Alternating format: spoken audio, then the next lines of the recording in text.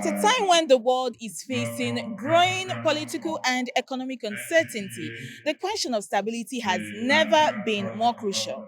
Today in Abuja, policymakers, business leaders, and development experts are coming together to discuss one crucial issue: how Nigeria can achieve political stability and sustainable development in an unstable global system. This is the 18th Leadership Conference and Awards, a platform for ideas, accountability, and recognition of impact. Beyond the conversations, today also honors individuals and institutions whose work continue to change the course of Nigeria's future. Your Excellencies, distinguished ladies and gentlemen, the national anthem. Nigeria, we hail thee, our own dear native land. Though tribes and tongue may differ, in brotherhood we stand. Nigerians all are proud to serve our sovereign motherland.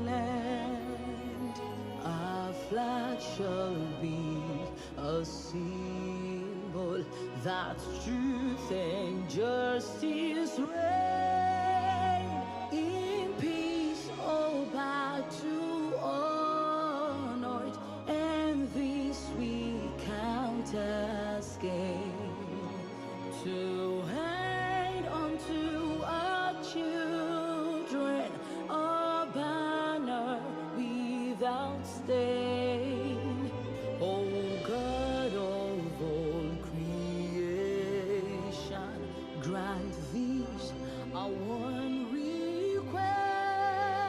Help us to build a nation where no man is oppressed, and so with peace and plenty, Nigeria may be blessed. While all of us are still standing, let us observe 1 minute silence in honor of the man whose idea this was, Mr. Sam Nda Isaiah.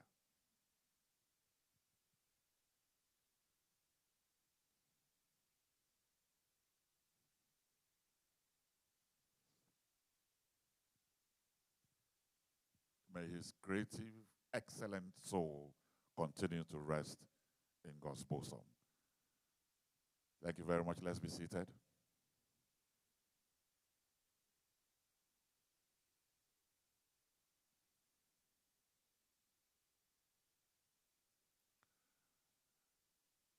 Your Excellency, the First Lady of Nigeria, the mother of our nation, Her Excellency Senator Oluremi Tinubu CON, Her Excellency the Deputy Secretary General of the United Nations and Chair of the Sustainable Development Group, Her Excellency Dr. Amina J. Mohammed. Let me welcome the former First Lady of Nigeria, Dame Patience Jonathan, PhD. Our chairman today, the Most Reverend Matthew Hassan Kuka, Catholic Bishop of Sokoto Diocese. Our Royal Father of the Day, Alhaji Dr. Yahaya Abubakar CFR, the Esunupe, and other Royal Fathers that are here.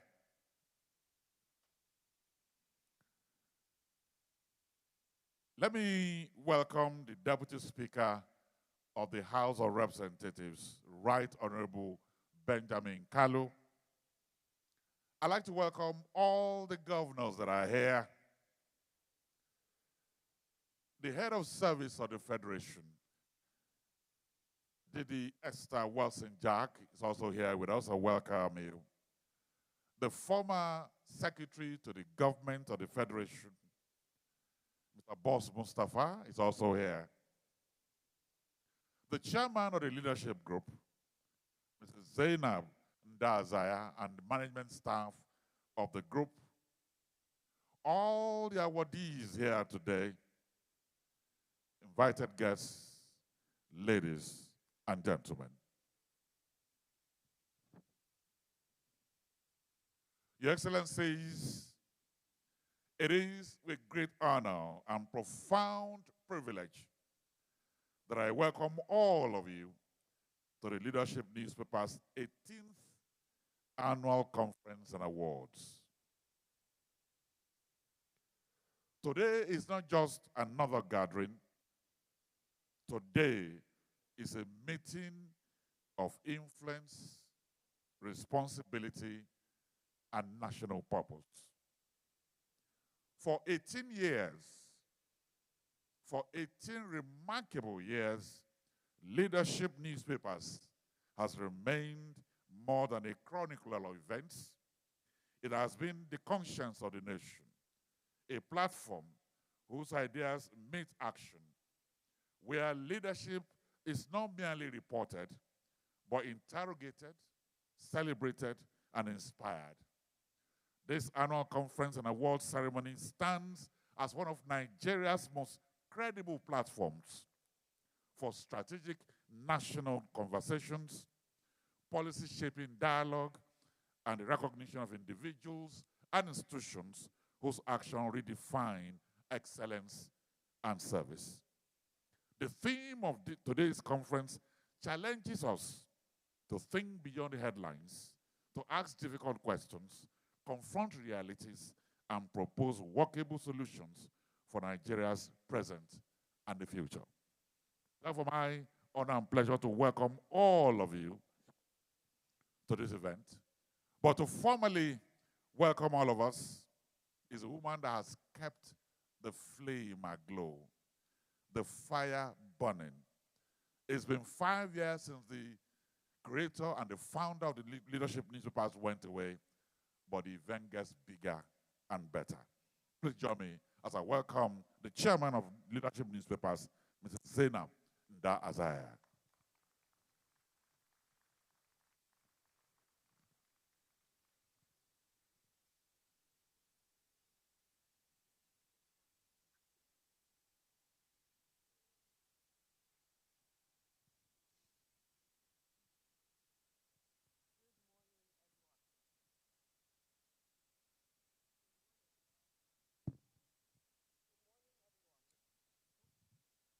Good morning, everyone. Your Excellency, the First Lady of the Federal Republic of Nigeria, Senator Oluremi Tinubu, CON. Your Excellency, the Deputy Secretary General of the United Nations, Dr. Amina Mohammed, my first boss. Your Excellencies, the Executive Governors of the States of the Federal Republic of Nigeria, members of the National Assembly, honorable ministers, the head of service, heads of government departments and parastatals, chairman of the event, Bishop Matthew Hassan Kuka, Royal Father of the Day, His Royal Highness Echunupe Alhaji Dr. Yahaya Abubakar CFR, members of the Diplomatic Corps, captains of industry, respected award recipients, our partners, members of the press, ladies and gentlemen. I say a very good morning to everyone, and I thank you all so much for being here. Oh, I think I forgot one person that I must mention, and I shouldn't do so. Dame Patience Goodluck Jonathan. I'm so sorry, ma. Please, I'm grateful that you are here. Thank you for being here, the former First Lady of Nigeria. Thank you. It is truly a pleasure to have such a distinguished gathering here today for the 18th edition of the Leadership Awards and Conference. We do not take your presence for granted, and we are deeply honored that you chose to be part of this occasion.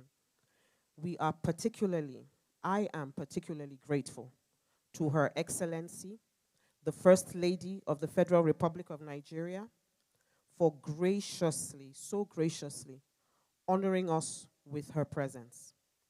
Your Excellency, your commitment to nation building and social impact continues to inspire me and indeed inspire the nation, inspire us of hope and progress across our country. We thank you very sincerely for being here today. I would also like to take a moment to sincerely thank Dr. Amina Mohammed, the Deputy Secretary General of the United Nations, for your unwavering support, not only for the leadership organization, but also for my family. Your encouragement, guidance, goodwill have meant more to me, indeed the entire organization, more than words can fully express. You could be anywhere else today, but you chose to be here, so thank you. I want to thank Dame Patience, Jonathan Goodluck, for being here today. Ma, we are truly honored for your presence. She even said to me that she was meant to travel, but she moved her flight because of this. I feel so, so blessed. Thank you, Ma, for being here today. We are grateful. 18 editions are not a small journey. What started years ago as an idea in the mind of our founding chairman, my late husband, Sam Nda Isaiah, a man with big ideas, has grown into a space for meaningful conversations and genuine recognition. As a newspaper, this is our way of doing more than just reporting the news. It is our way of bringing people together, encouraging dialogue, and celebrating those who are quietly and sometimes very loudly making a real difference. This conference is about Nigeria, where we are, what we've learned, and where we are going. It's about honest conversations around political stability and sustainable development for Nigeria and Africa as a whole, in a world where the global system is becoming increasingly unstable. As we present the awards today, as we present the awards, we will be recognizing Nigerians and institutions whose work reflects resilience, innovation, and service to humanity first and the nation. We are celebrating excellence, but not perfection. Commitment, impact, and consistent service to this nation and humanity.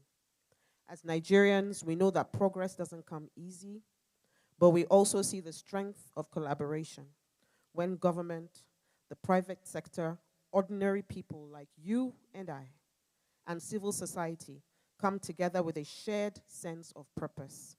Gatherings like this remind us that dialogue matters, partnerships matter, and issues of leadership matter even more. On behalf of the board, management, and staff of Leadership Group, thank you for standing with us over the years and for believing in this platform. As we leave here today, may we renew our commitment to building a Nigeria that works for every citizen, a Nigeria driven by faith in God, strengthened by unity, and sustained by service. That is the spirit that defines us as a nation, as an organization. That is the commitment that guides us for God and country. Once again, on behalf of the advisory board, management and staff, you are all very welcome. Thank you, and God bless the Federal Republic of Nigeria.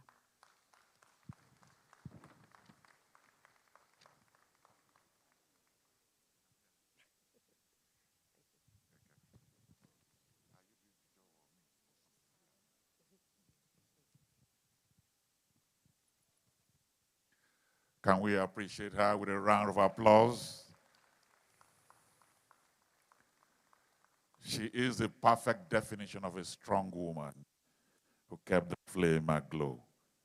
Thank you very much.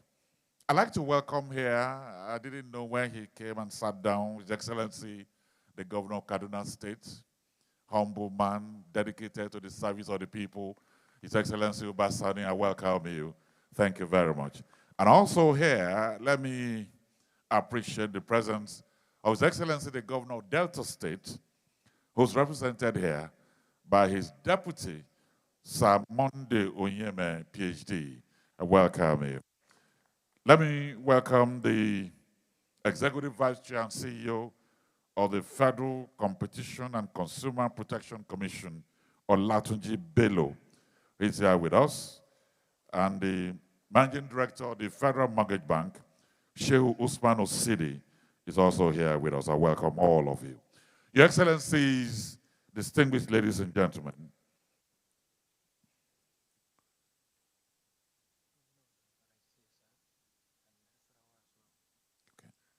okay, they just told me now, His Excellency, the Governor of, okay, I'm looking at him now, the Governor of Zamfara State is also here with us. Your Excellency, I welcome you. And my very good friend and wonderful Governor of Nasarawa State is also here, Engineer Bakab. You're welcome, sir. You're welcome. Thank you very much. Thank you. Your Excellencies, distinguished ladies and gentlemen, the Leadership Annual Conference has been a space where ideas matter, where conversations are not just ceremonial, but they are consequential. That is why our chairman today is a man that has been part of national conversation over the years. He's a clergyman, but he's also politically adrift. Please welcome here the Catholic Bishop of the Sokoto Diocese, our chairman today, the Most Reverend Matthew Hassan Kuka.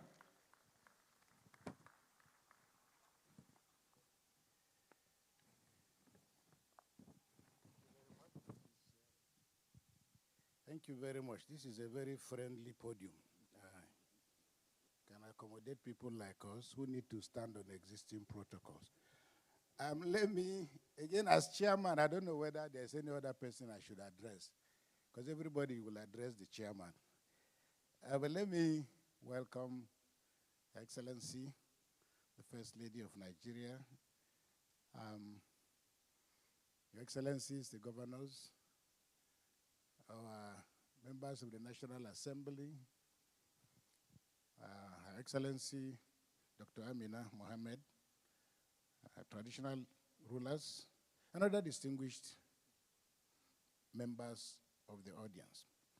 Let me say how pleased I am to be here on an elevated chair to preside over a lecture to be delivered by my sister, my friend, and our beloved international diplomat, the cerebral, indefatigable Dr. Amina Mohammed.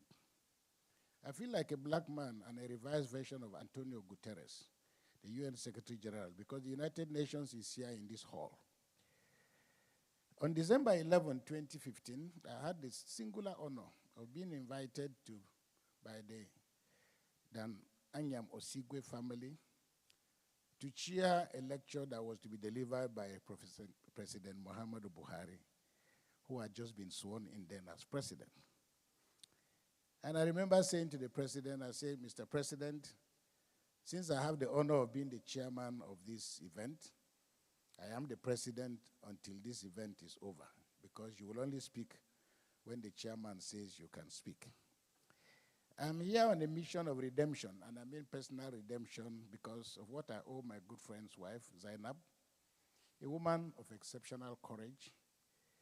And we all know how much we loved and admired her husband, our friend, the combative, assertive, gregarious, affable, and jolly good fellow called Sam Nda Isaiah. Sam was a man of ideas, a futuristic thinker who believed there was nothing that could not be achieved. If not now, it was just a question of time. Sam was a visceral intellectual, restlessly searching for new frontiers to explore and possibly to conquer. At any event in his memory is worthy of our attention. No one in his right mind would turn away an opportunity to meet and to chair a lecture to be delivered by Dr. Amina Mohammed, a lady of many parts, a diplomat, a passionate African, and an intellectual. You couldn't have chosen a better speaker for this moment that the world is convulsing.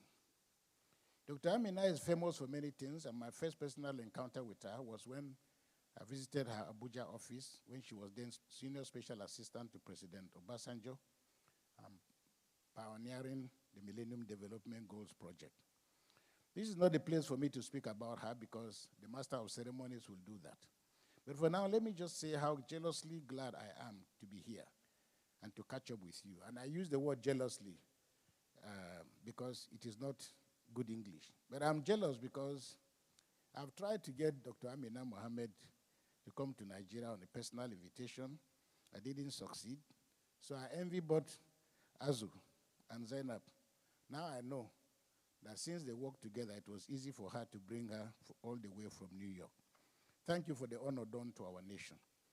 This lecture promises to be a very exciting one, and you couldn't have chosen a better person and a better topic.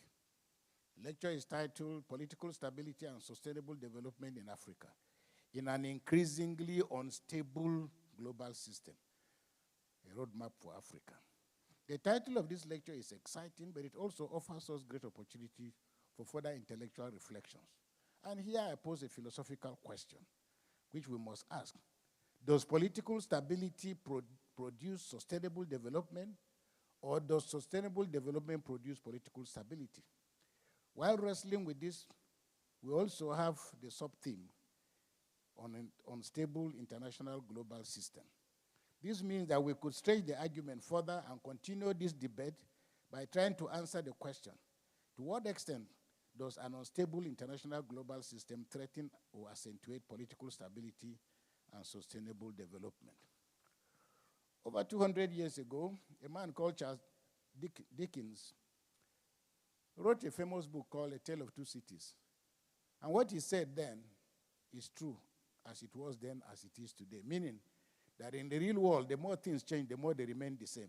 Because Charles Dickens said, it is the best of times, it is the worst of times. It was the age of wisdom, it was the age of foolishness. It was the epoch of belief, it was the epoch of incredulity. It was the season of light, it was the season of darkness. It was the spring of hope, it was the winter of despair. End of quote. Dr. Amina comes to this conversation as an academician, but an exceptionally brilliant one at that. But her heart is largely in the human condition. And as a special advisor to President Obasanjo, we show how passionate and restless she was in helping us to mend a broken system. When she was promoted, there were only 8 MDGs. Today, the number has multiplied, and you can understand why. I suspect it is due to her great influence. Madam Deputy Secretary General, please accept our gratitude for all of the great work that you do at the United Nations. When the Berlin Wall collapsed in 1989, Fukuyama, the American political scientist, published a book titled The End of History. But a second political scientist in America, Samuel Huntington, argued, because whereas Fukuyama was talking about a new world order and that the world will now embrace Western liberal democracy, Samuel Huntington, on the other hand, argued about the possibility of a class of civilization. But it took the intervention of then President of Iran, Mohammad Khatami, who drove a wedge between the two arguments and argued that we should actually be talking about the possibility of a dialogue of civilizations. That dialogue got the validation of the Vatican, and I'm happy to say I was part of some of that conversation. We want to thank the United Nations through you, Madam Deputy Secretary General. And we commend the Secretary General for his forthrightness, for amplifying the voice of reason, calling for restraint, and pointing at a better way for the world.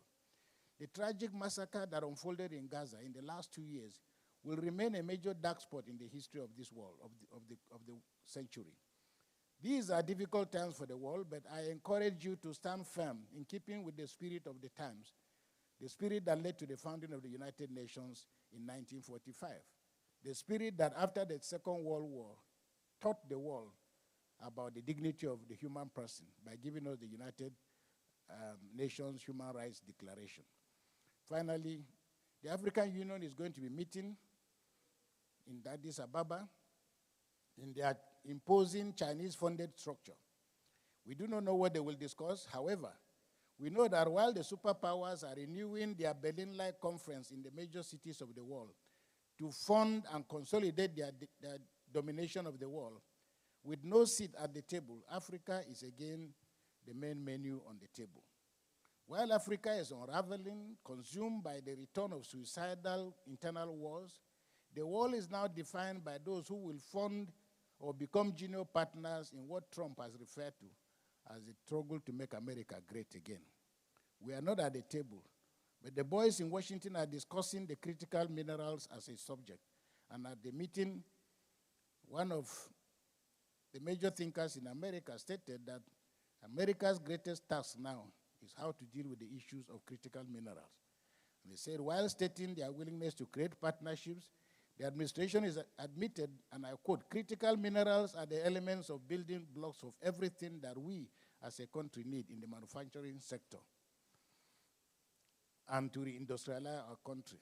It is hinged on the plans that we have, and there are 4 plans. 1, investing in mining and stockpiling minerals, protecting our mining companies, and rebuilding our mining ecosystem. I make this point just to call attention, and I believe that the speaker will do a far, far, far bigger job. But to say that the conversation of making Africa great again, making Nigeria great again, must be a project that all of us must collectively take seriously, because while Africa is ironically hemorrhaging, drowning in its own blood, and doing everything possible to consolidate its weakness, other nations are moving further to strengthen their domination. The powerful nations are insisting that our land will become the theater of their conquest as they search for minerals by a second wave of exploitation. A roadmap to make Africa great again cannot proceed without Nigeria, or it will end up in a cul-de-sac. However, the rest of Africa can no longer wait until Nigeria has surrendered our sovereignty to bandits or drowned in our fratricidal blood. The rest of Africa will not wait for murderers whose only roadmap is blood and death. The rest of Africa will not wait for us to decide whether we will transmit, transform, relay, dispatch, disseminate, or transfer the results of our elections by podcast, by telecast, by videocast, or by live stream. By God, by whatever means, give us clean and credible elections. Your Excellency, and other distinguished ladies and gentlemen, I want to thank you for coming for this event, and I want to thank in particular Madam Zainab and Azu for giving me the honor of standing before you or sitting as the chairman of this occasion. I invite you and I welcome you to what promises to be a wonderful, intellectually stimulating, and a focused conversation, which should ignite much deeper conversations after well beyond the walls of this hall. I thank you very much.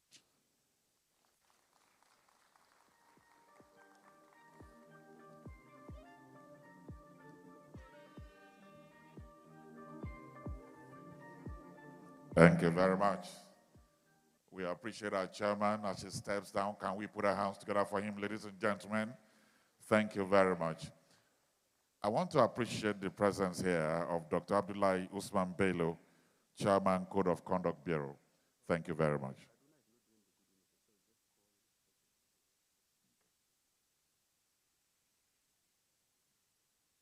Your Excellencies, distinguished ladies and gentlemen, we will take goodwill message now.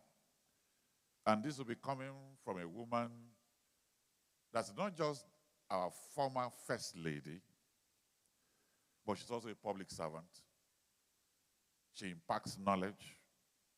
She loves the youth. Somebody once said that the love of a mother is both a prize and an honor. It's my honor and pleasure to welcome here our former First Lady, Dame Patience Jonathan, PhD, for the goodwill message.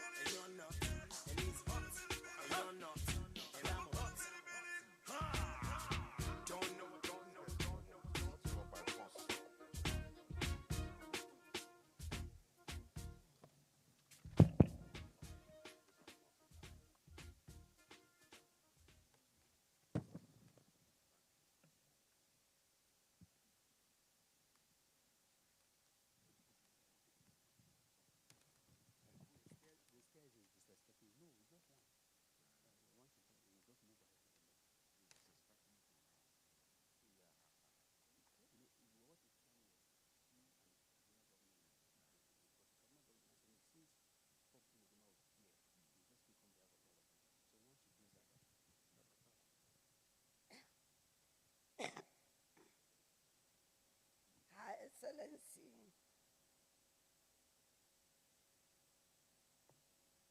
Senator Oliremi Tinubu, my dear sister, the First Lady of Federal Republic of Nigeria,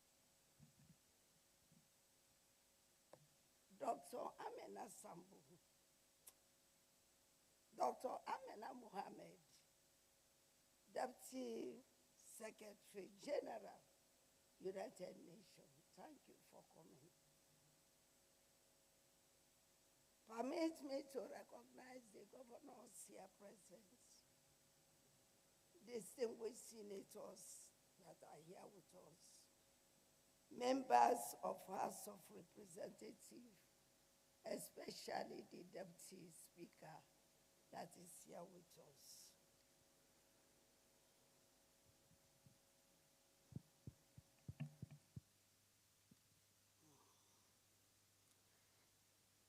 His Lordship, Bishop Hassan Kuka, our father, the Catholic Bishop of Sokoto Diocese, and the chairman of this occasion.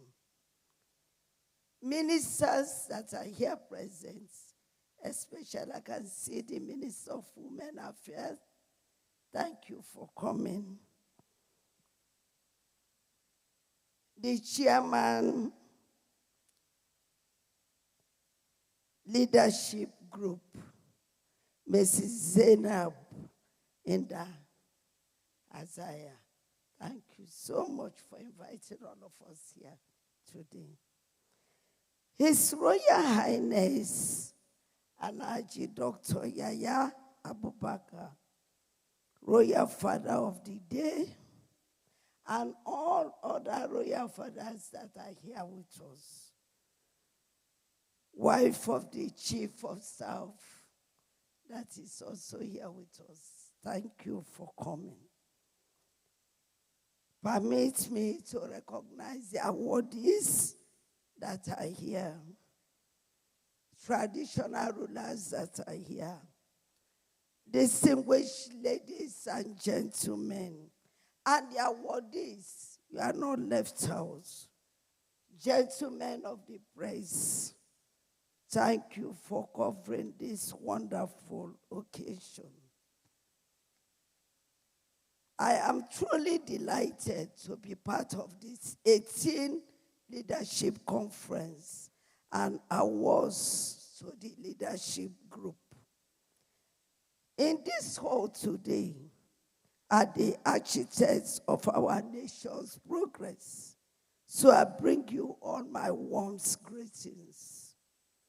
We are here to appreciate and establish principles that leadership is the ultimate act of service. This organization, founded by a distinguished Nigerian and patriot, the late Sam Nda Azaya, has remained constant in organizing this important leadership conference, recording notable improvements with each passing year. Despite the early challenges, the leadership group has achieved significant milestones by standing firmly on integrity and professionalism. Year after year, this conference has emphasized a commitment to truth, quality, leadership, and objectivity, values that are especially important in this era of misinformation and its negative impact on our society. The Leadership Awards have also become a respected platform for recognizing outstanding contributions to national and societal developments. I wish to emphasize that this annual award continues to inspire and motivate many individuals who are contributing positively to the development of our society, especially here in our beloved country, Nigeria. Today, awardees are far more than trophies because each awardee tells a story of resilience, innovation, and commitment to the Nigerian progress. I congratulate all the recipients for their remarkable achievements because they are the living proof that our nation's greatest resources is and will always be its people. The theme of this year's conference, A Roadmap for Nigeria, could not have come at a better time. It is timely, relevant, and deeply meaningful for our nation. This is because Nigeria is seriously challenged by insurgents, security threats, gender equality, communal violence, ethnic and religious rivals, and so on.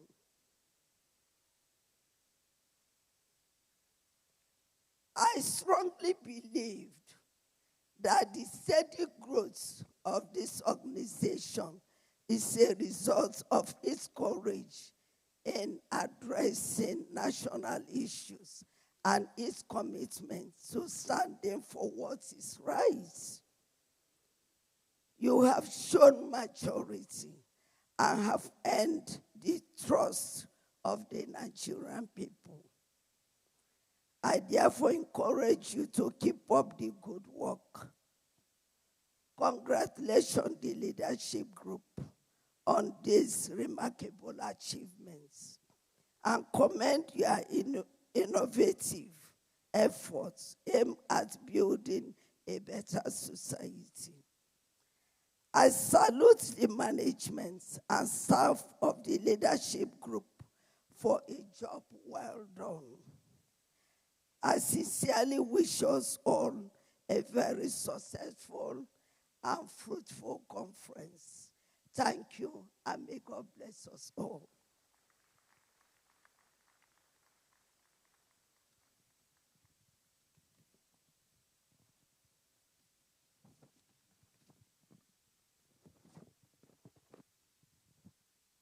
Thank you to the former First Lady of Nigeria, wonderful woman, lover of Nigerian women and children.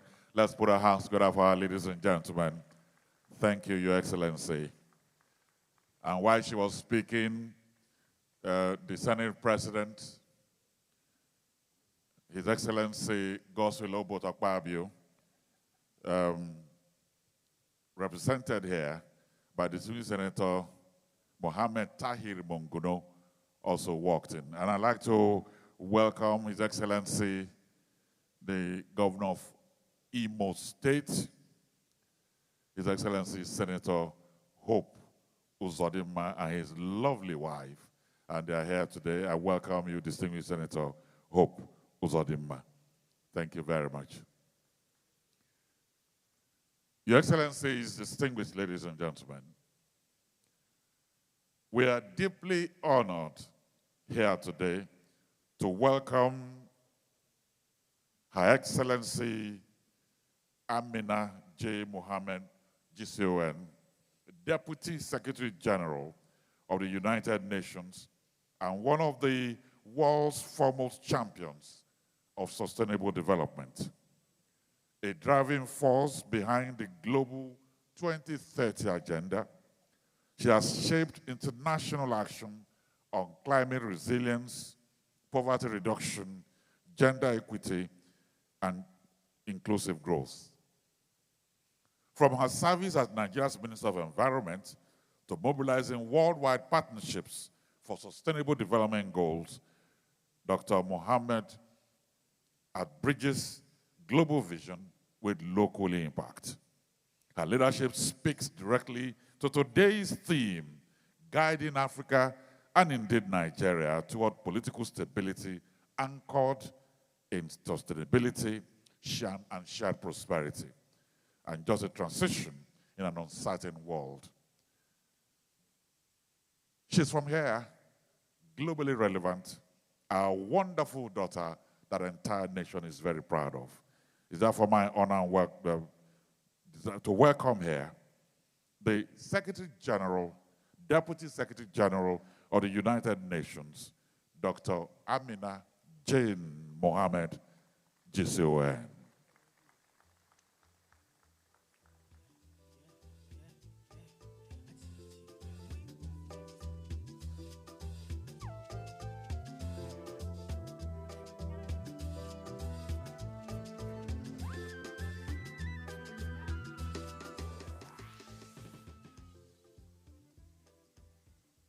Thank you.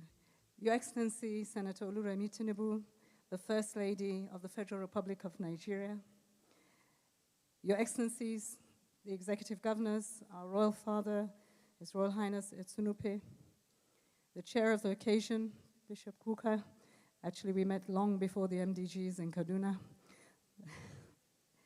And of course, I'd like to welcome and recognize Her Excellency Dame Patience Goodluck Jonathan, the former First Lady of Nigeria. Excellencies and the amazing women of Nigeria, distinguished guests, good morning. I would like to thank this lecture by thanking Zainab Ndaizer and the entire leadership group for this invitation, but mostly for the courage and the commitment that Zainab has shown in carrying forward the extraordinary legacy of her late husband, Sam Ndaizer. My late brother Sam built this new paper on the belief that a free press is the backbone of a genuine democracy. He held the courage of his convictions and stood for freedom of speech, always. And that spirit lives on in the work of many people in this room. Excellencies, as we've heard today, we are witnessing immense disruption in the global geopolitical order. Multilateral commitments in place for decades are at risk. Official development support and assistance is failing as military budgets climb to record highs in the same countries. The political will needed to tackle climate change and end our conflicts is wavering. Peace, sustainable development, and human rights, pillars of the United Nations work, are losing support. 60 years ago, Nigeria's first Prime Minister, Sir Abubakar Tafawa Balewa, stood before the United Nations General Assembly in New York just days after independence and stated, I quote, "Africa must not be allowed to become a battleground in the ideology struggle," end quote. He understood that when might overrides right, it is the smallest and most vulnerable countries that pay the heaviest price. And that is what we're seeing today. It is a direct challenge to the very values that created the United Nations in 1945. Nigeria cannot control the global temperature of politics, but it can control how strong its foundations are at home. The conference title speaks of a roadmap for Nigeria, but Nigeria has already had many, and one that we are attempting to track. President Tinubu's Renewed Hope Agenda and the National Development Plan launched this week set out exactly the kind of long-term, transformative, and inclusive vision this moment demands. And I would like to acknowledge the work of the First Lady, Senator Oluremi Tinubu, whose work on this initiative has put the most vulnerable Nigerians, our women, our young people, the elderly, at the front of this effort. What I do want to do this morning is not to prescribe, but to reflect on how the global picture bears on that agenda and where the international community can best support it. I'll focus on 4 areas that matter most when it comes to building that foundation of sustainable development: the social contract, inclusive economies, climate and resilience, and how exactly we implement these actions. First, in renewing the social contract, every stable, prosperous society rests on a basic social compact between its citizens and their government, that institutions are fair, that rules apply to everyone, and that those who hold power are held accountable for how they use it. In countries where institutions have been hollowed out, where corruption has gone unchecked, and where people see a system never designed to work for them, the result is always the same: political instability and a country far more vulnerable to the shocks that it will inevitably face. Nigeria is doing the hard work of building that social compact with the people. More than 25 years of uninterrupted democratic governance since 1999 is itself a foundation, a building block, one that many countries on the continent are still working to build, and one that should not be taken for granted. Nigeria has been engaging with the African Union's governance and accountability mechanisms, the African governance architecture, the African peer review, and the continent's shared anti-corruption norms. This is how trust begins to be built, through consistent, visible action over time, and by strengthening institutions and demonstrating that accountability is real and applies to everyone. That trust must translate into the delivery and impact in people's lives. Today, Nigeria has committed 330 billion to reach 8.1 million poor and vulnerable households through its National Cash Transfer Program. At the same time, the Nigerian Health Renewal Compact has put universal health coverage on the national agenda as a right, not as a privilege. That is the beginning of a social contract being honored. A free press is also central to that same contract. When journalism holds power to account, citizens can see what is happening, demand better, and hold their leaders to the standards that they were promised. Nigeria has one of the most vibrant independent media landscapes on the continent, and that is an asset that needs to be protected in this age of misinformation. Independent journalism is one of the most effective counterweights that we have. Sam and Isaiah built this organization on the conviction, and the leadership group's mission statement says it plainly: we shall raise our pen at all times in defense of what is right. The second reflection, building inclusive economies.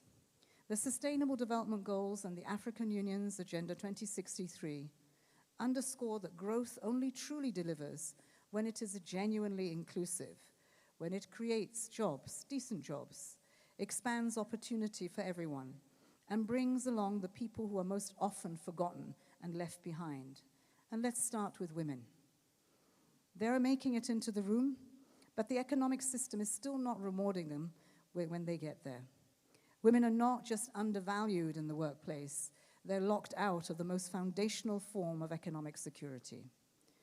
Trying to build prosperity while leaving half of the population behind is like stepping into a boxing ring with one hand tied behind your back. I'm sure it's only the women that are clapping. Men. Trying to build prosperity while leaving young people, girls and boys, who deserve that future is also another gap. Nigeria is a young country. 70% of our people are under 35. This is an extraordinary resource, a generation of digital nomads already building e-commerce platforms, driving innovation, and shaping new industries. The system creates genuine pathways, quality education, lifelong learning, real leadership opportunities, and those pathways must be safe, and we must invest in them. In a country where children have been taken from their classrooms, where families have sent their daughters to school not knowing if they will come home, investing in safety and education is again crucial. The third reflection, we must invest in climate action and resilience. The world will overshoot the 1.5 degrees Celsius limit that is required to keep our planet safe. This is no longer a question. The task now is to make that overshoot as small and short and safe as possible. And what does that mean for Africa? The injustice of this moment is stark, as Africa is warming faster than the global average. And yet, it is not Africa that has caused the emissions that are creating global warming. The global resolve is weakening, even as climate impacts intensify in Nigeria. In 2024, floods killed more than 1,200 people. They displaced 1.2 million and tore through 34 of Nigeria's 36 states and the FCT. At the same time, Africa is sitting on one of the greatest economic opportunities of the century. 60% of the world's best solar resources are on this continent. By 2040, Africa could generate 10 times more electricity than it needs, and this is entirely from renewables. And yet, today, Africa now receives just 2% of global energy investments, which increased by 40% last year. And here in Nigeria, more than 86 million people still have no access to electricity at all. However, Nigeria is responding to this challenge in the right way.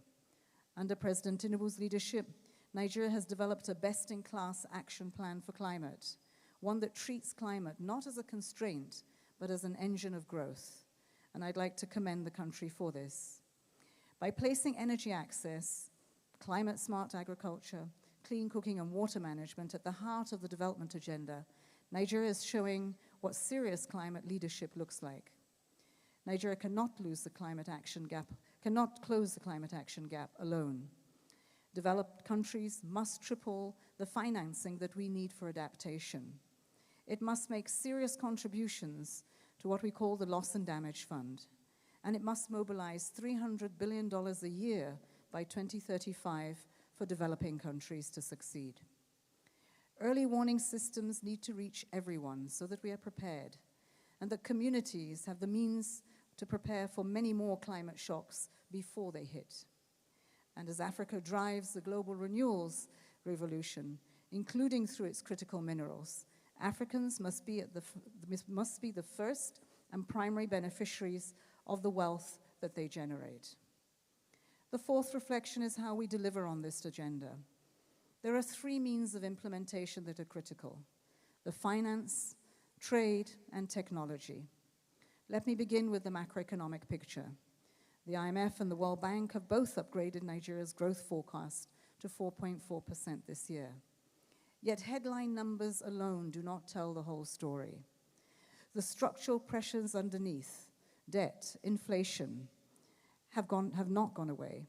And until they do, every shock carries an outsized risk. That risk is inequalities. Inequalities leave people behind. Ending the trap of the endless debt is key. African economies are caught in a cycle that keeps repeating itself.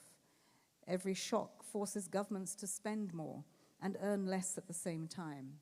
And borrowing fills that gap. But excessive borrowing costs consume an even greater share of government spending, leaving very much less to invest in the recovery and the future. Nigeria's debt to GDP ratio stands at around 52.9%, below the ECOWAS threshold of 70%. And that does reflect fiscal discipline, even under the strained pressure. But discipline alone cannot substitute for a fairer system. Last July, the international community came together in Seville, Spain, for the fourth Financing for Development conference. It was a once-in-a-decade moment to confront the debt crisis head-on. The outcome was a Seville commitment, a shared framework to close the SDG financing gap and to begin reforming a system that is failing billions of people. Financial architecture that puts the most vulnerable at the back. One of its most significant deliverables was the Borrowers' Club. We often hear of the Creditors' Club. Nigeria was the beneficiary of that with the debt relief under the presidency of President Olusegun Obasanjo. But this platform is a collective one in which we have creditors being empowered to be at the table in the negotiations, to develop smarter debt instruments built for a shock-prone world, and to push for reforms to the global financial architecture with a stronger and a unified voice. The third is trade. This is the next means of implementation. Over the last 70 years, it has proven to be one of the most powerful ladders through which countries develop, selling into large and prosperous consumer markets and importing technology, building industries that did not exist before. But with the rules-based trading system under attack, for many developing countries, which have the most to gain from open trade and the least capacity to absorb the shocks of its collapse, the stakes are enormous. Nigeria's own Ngozi Okonjo-Iweala, leading the WTO through exactly this storm, her argument is worth hearing. Trade-enabled growth has lifted over 1.5 billion people out of extreme poverty since 1995. That record is what is now at risk. Africa's response should be to stay open and to advocate loudly for trade as a driver of development. Turning inward at this moment would be wrong choice at exactly the wrong moment. African economies currently pay around 20% more to trade with each other than external partners. That is a structural disadvantage, and the Africa Continental Free Trade Area exists to try to dismantle that anomaly. If fully implemented, it is expected to lift up to 50 million people out of extreme poverty, raise wages for both skilled and unskilled workers, and to deliver particular benefits for women's wage growth and market participation. Nigerian firms are already among the first to test that ambition, making their first shipments under the AFCFTA in July 2024. Technology, a third lever. In this new era of technology, digital is no longer a sector of the economy. It is now the core internal infrastructure that we need, the foundation of every other sector to run on, and Nigeria is ahead. Lagos is home to an immense fintech startup ecosystem, and Nigerian companies like Flutterwave and Moneypoint have achieved billion-dollar valuations and are competing globally. The Nigerian Startup Act, the Central Bank's open banking guidelines, and the SEC's digital asset rules are building the regulatory architecture that gives Nigeria's ecosystem the stability that it needs to scale. In parallel, the United Nations is working on the international level of a governance framework for artificial intelligence, AI, built with developing countries and not just for them. The Secretary General has recommended Nigeria's participation in a new independent international scientific panel on AI and has named Professor Rita Oji, a Nigerian woman and one of the world's leading voices in technology and AI policy, into that panel. Let's applaud for the women of Nigeria. You have a position in the latest technology, and it is AI. This is commendable. It is recognition that Nigerians' expertise belongs in the room where the rules of the road of AI are being written. Excellencies, distinguished guests, these four reflections will give Nigeria the steady foundations to weather the headwinds at this moment. Diplomacy is what amplifies them when Nigeria shows up consistently in global conversations. It carries its own and Africa's voice into the rooms where decisions are being made. And this is why precisely 66 years ago, Nigeria's first Prime Minister walked into one of those rooms, just days after independence, and told the world what Africa stood for, that this continent would not become a battleground for the people's dignity comes first, and that the rules must protect the many rather than reward the very few. Today, as the continent's largest economy and one of its most influential voices, Nigeria has the power, but more importantly, the responsibility to deliver on it. And I look forward to exploring this conversation further with you in the next few moments. I thank you.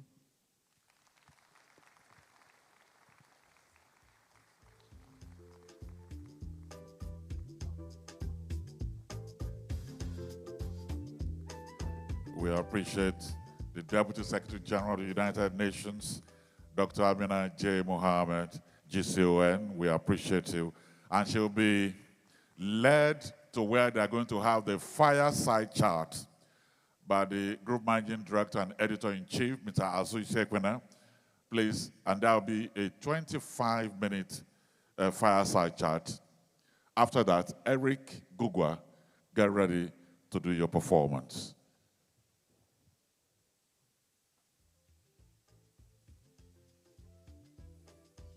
So over to you, Mr. Azu Shekwena.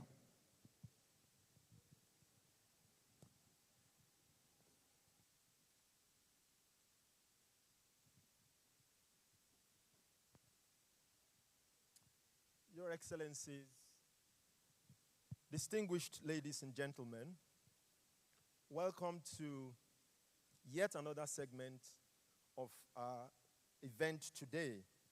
It really gives me a great pleasure and honor to welcome to the podium the Deputy Secretary General of the United Nations, Dr. Amina J. Mohammed, who has been GCON. Thank you. Give women their titles, sir. That's very, very important. Please, let's have GCON, Grand Commander of the Niger. Thank you very much indeed and welcome. This phase of the program is live on AIT, on Arise TV, and also on at Leadership TV, which is our YouTube channel. And we'll be chatting through a number of questions. She has spoken at length on what they call Turenchi Kake. Is that correct? Big English. We've heard a lot of that.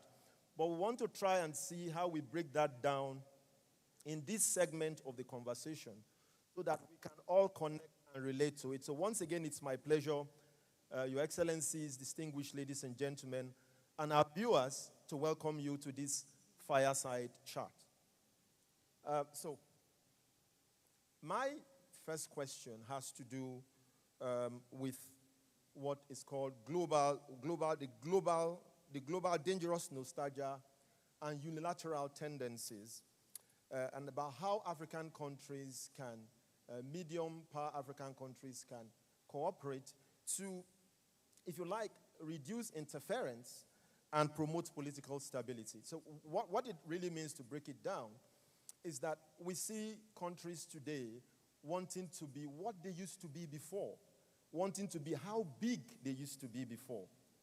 That's on one hand, and that's creating a lot of tension around the world, creating a lot of conflict around the world. And of course, there are countries also who are saying it is XYZ first, and that's also creating its own conflicts and tensions around the world. Now, how can we in Africa, and middle power countries generally, work together to reduce global tension and reduce political stability around the world? Thank you very much. First, let me just explain on the GCON. I've received many titles around the world, but when I got my own national title for the second time, I got the OFR and then the GCON. This is the most important title, not just for me, because it represented women in Nigeria. And I think that it's important for us to know that we were being recognized. And so I don't take it as mine, and I don't take it lightly. Every man, when you say, one of our governors, then you will say the GCON, or you'll see the CON or the CFR. I think that you need to remember that women too have been recognized in this country, and we will be further recognized. Indeed, so that's another good place to clap. We will not forget that, ma'am. Thank you. Yes. Coming back to the serious conversation of the geopolitical tensions that we see, the fallout of when a nation given many responsibilities, including as a founding member of the United Nations, goes off script. This has destabilized the world in a manner in which we are all still struggling to understand. And I think perhaps one of the best things that we can all do as a global family is to continue to engage, but to continue to stay focused on the values and the principles that we hold, and not to lose our way because the leader has gone off track. I think it's very important for us to know. The UN represents that. It represents a global village, I say, for a global town hall for our global village. It's where we all come and have a voice. We don't necessarily have the same muscle, but we have a voice, and so we have visibility.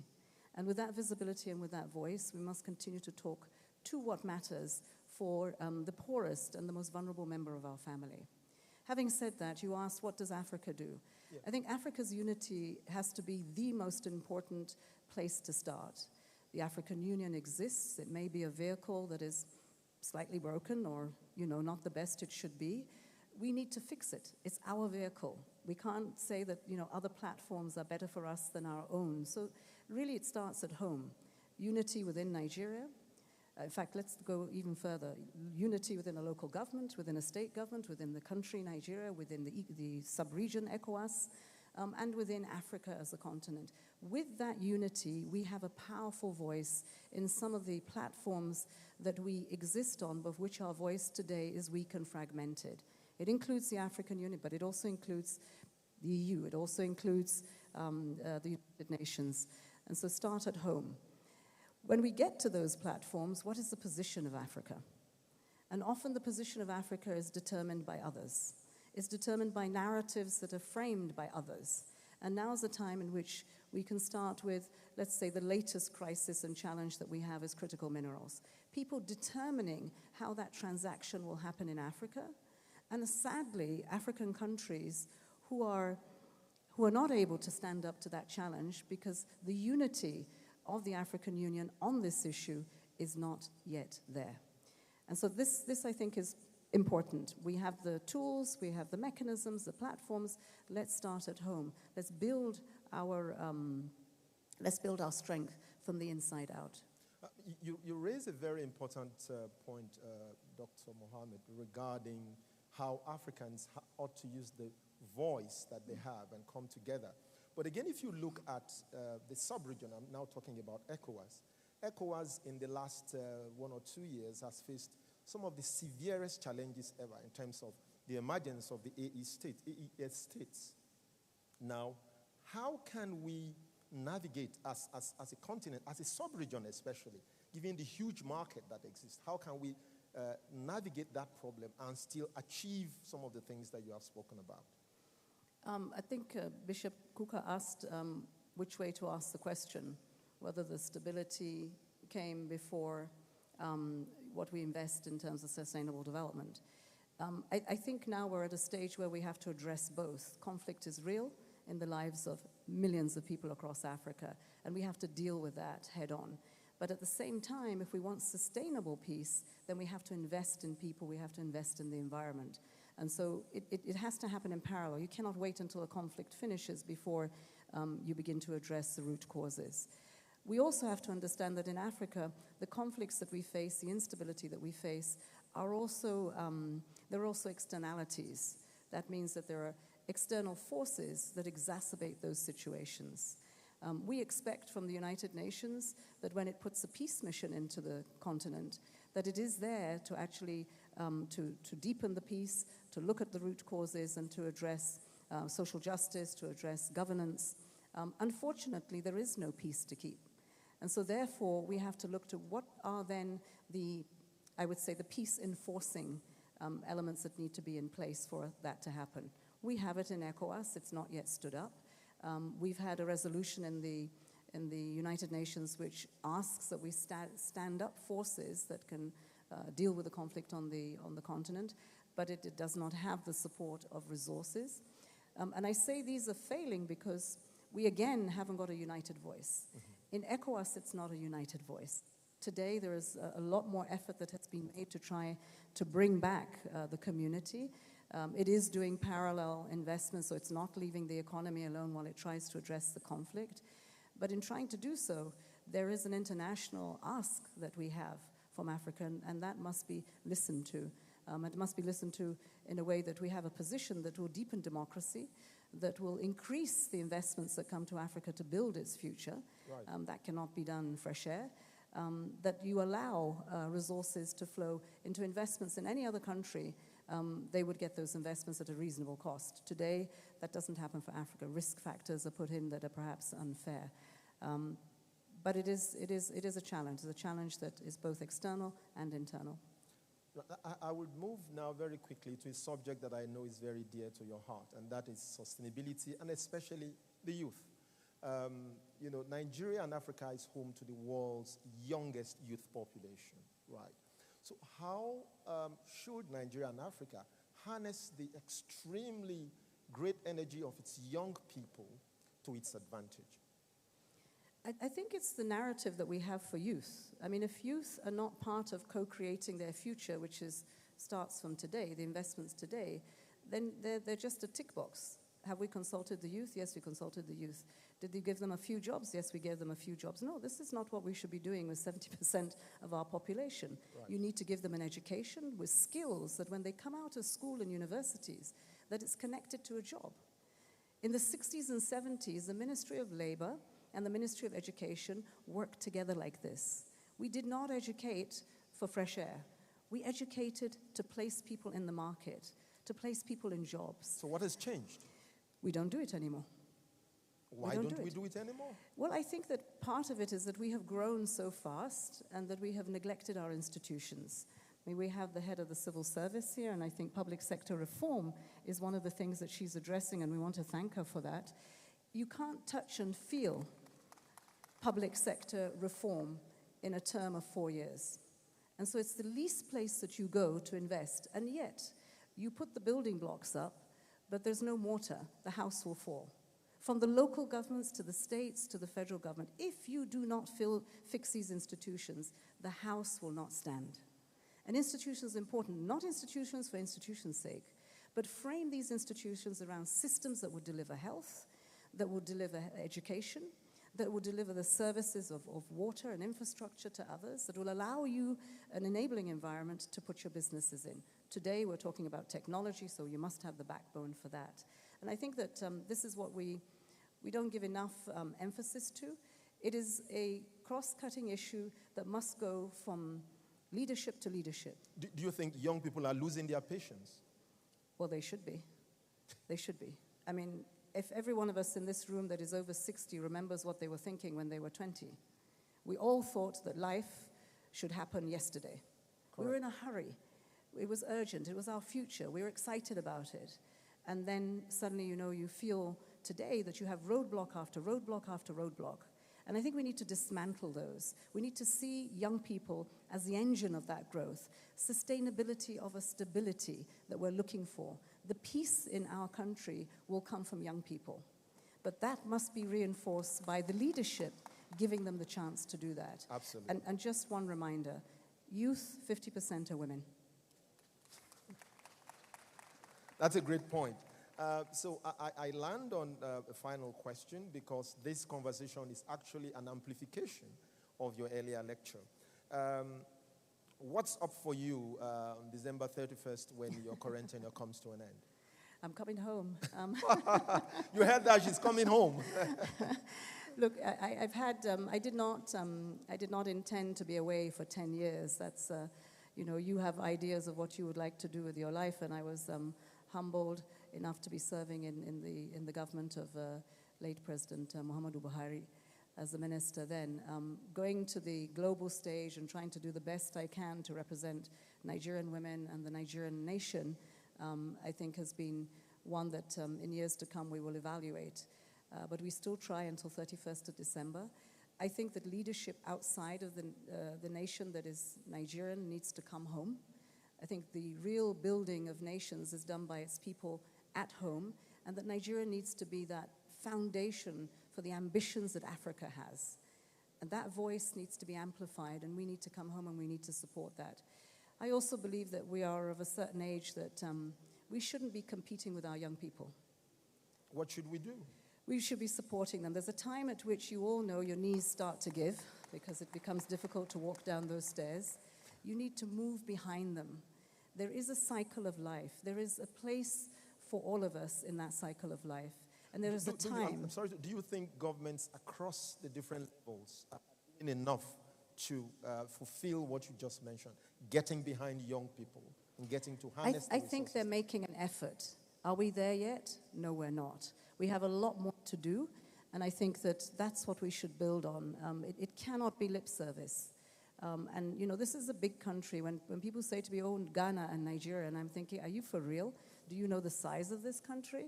This is a complex country. We can see governors that have received awards here. Each one of those states is the equivalent to a country in Africa. So let's understand that 242 million Nigerians is not a joke. We are diverse, and we are rich in that diversity. Today, we're divided in it. And we need to come together. Each one of those states, we need to see the investments, that they form a core part of the GDP of Nigeria. We don't just look to Abuja, but they themselves, we invest in them. And if we invest in them, we'll become greater sum of our parts.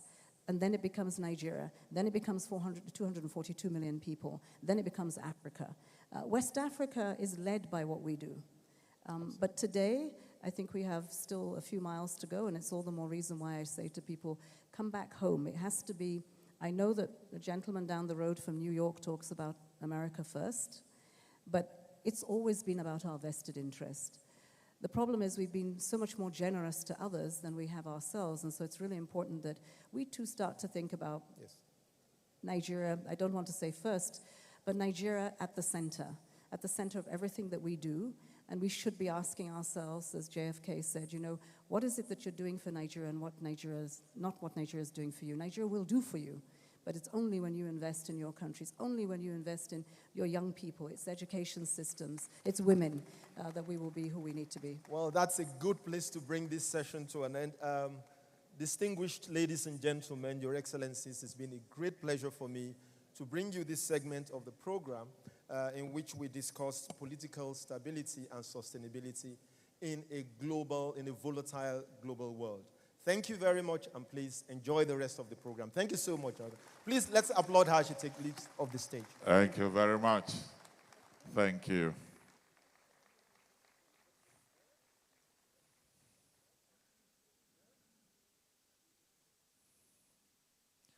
So while the bouquet of flower is being delivered, I'd like to welcome Mrs. Zainab Suleiman Okino, Chairman Editorial Board of Blueprint Newspapers. Let me also welcome Jubri Baban Dache, DG and CEO of Voice of Nigeria, and the Director General of SMEDAN, Mr. Charles Odi, is also here with us. I'd like to welcome the Speaker of the Imo State House of Assembly, who is here with us with His Excellency, the Governor of Imo State, Right Honorable Chike Olengbe.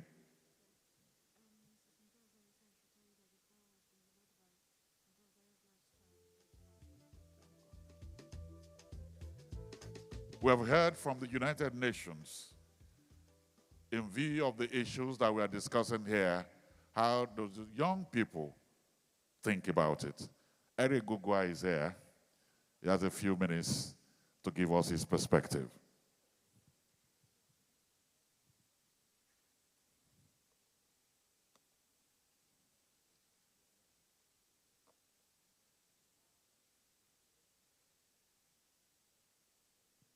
Thank you very much, everybody. I want to especially appreciate the presence of every distinguished person in the gathering today, from the First Lady to the Deputy Secretary General of the UN, to all the governors here, members of the House of Representatives, everybody. I cannot express my joy enough to be present in your midst today. I don't think I have ever been in a gathering with so many distinguished people and highly placed people in society before, being that I am just an internet influencer, a content creator. I come from a very different world from the people that I see here today. But the kind of work that we do gives me a bit of access to the minds of the young people. Every month we have conferences where we sit down and we talk with about 10 to 20,000 young people from across not just Nigeria, but from across Africa, people who live not just in Africa, but across the world. And when I interact with these people, one thing that is very clear or one thing that we notice is the uncertainty, it's the confusion, it's the lack of clarity, and it's a palpable fear for the future. And this is something that we have researched, we have looked into, and it's definitely a concern. So I'd like to start these few minutes of conversation with just some things that we know already as people who are statesmen and people who lead different parts of government. Africa, as it is today, is one of the most populated continents in the world. We have 1.5 to 1.6 billion people. These are statistics from the UN. And amongst this, the most interesting thing about our population is how young our population is. It's so ridiculously young. The median age of Africa is 19, and that's not just the most interesting statistic. It's also that 40% of our population are under the age of 15, and over 60% are under the age of 25. When you compare that with the 3 to 6% of Africans who are over the age of 65.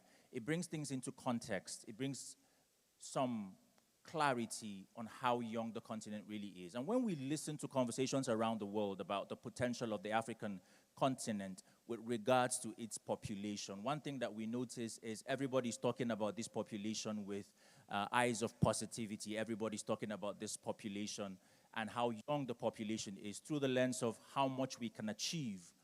But how young we are as a continent can also be a double-edged sword, in that if we have this growing population, this very young population growing up in a state of instability or in economic underdevelopment or infrastructural underdevelopment, it poses a very significant problem. The first one of those two problems I would like to talk about is the fact that we then grow up, and our young ones then grow up, being socially and culturally conditioned to see instability as a norm, which will definitely be a problem in the future. The second one is when we have a population with so much energy raring to go, a population that is just looking to express, and we don't have channels to channel that energy into. The fear is always that this population may resort to other sinister routes to be able to achieve their objectives. And so the first thing that I would like to say when it comes to political instability and the development of our region is that political stability is not just the absence of conflict. When we talk about conflict, we are looking towards armed confrontations and unrest and civil unrest and things like that. But the absence of those things do not necessarily mean that we are stable as a people and as a region. One of the things, and I think the most important thing to talk about, and which our distinguished keynote speaker has already touched on, is the fact that I would regard political stability in this region, and I would strongly tie it to the strength of the institutions that we have here. Because a country and a region and a people like ours will only be as strong as the efficiency of the institutions that we have around us. Effective institutions is the only guarantee, or it's the only hope of the common man, of the young man, of the growing child, the only hope of one who comes from a place not of opportunity, not from a very influential background. That is the only thing that they can look at, and they say, if I work hard enough, I will be able to achieve my dreams just because the system works. And to point out what really is up, I would say, with our institutions here and what could be a problem with that, it's that our institutions have got to begin to run on the rule of law and not just dependent on administrations and regimes, which we know are very transient. Rome, yes, was not built in a day, but we also understand that Rome was not built in 8 years. It is very important that we lean towards a system where our institutions can run on policies and rules that can be translated or transitioned into other governments other than just the government of the day. We have to move away from systems that are very individualistic and begin to lean on the reasons for which these institutions exist. So in closing, I would say this: when it comes to economic development, when it comes to development of our region alone, we must understand that development is not only based on GDP. It's a combination of institutional maturity as well as social trust. Because if we don't have maturity and independence of our institutions, we cannot have social trust. And these things will breed the kind of economic environment that we're looking to see and the kind of political climate that we're looking to experience. And what are the practical things that we can do to ensure some of these things? We must make sure that our institutions are strengthened so that they can rely, like I have mentioned, on the reasons they were born, not just created for the purpose of proliferation of institutions, but the reasons that they were born, the policies upon which they ride, they must depend on these things. And we must also look to the age that we're entering into. We're entering into an age where it is undeniable that technology is not just a side topic anymore. It has become very central to our everyday life. And so when it comes to a matter like the issue of governance, we must understand technology cannot and will never replace governance. But it is something that can make sure that governance runs more efficiently and drastically reduce the failures that we see in government. As a closing message, I would like to say that the Africa of tomorrow, the one that we want to see, It will not be defined by the instability of the world today. We are not waiting for people to sit around at high tables across the world and further balkanize Africa and determine what direction we are going to go. It will be determined by the courage that we display, our innovation, and the leadership we choose to exercise today. Thank you very much. Thank you, Eric.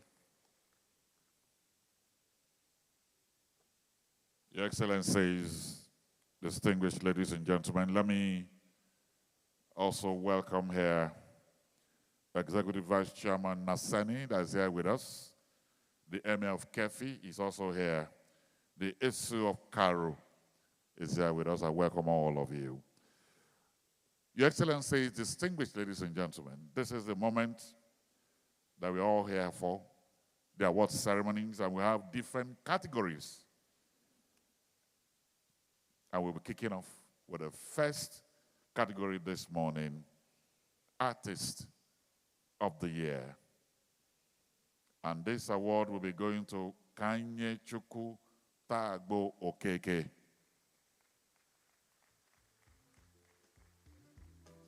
Leadership Awards 2025, Artist of the Year. This award will be presented by Joshua and David Ndazaya. Joshua and David Ndazaya. Skills. Skills embodies resilience and the enduring global appeal of Nigerian music. Skills, are you in the room?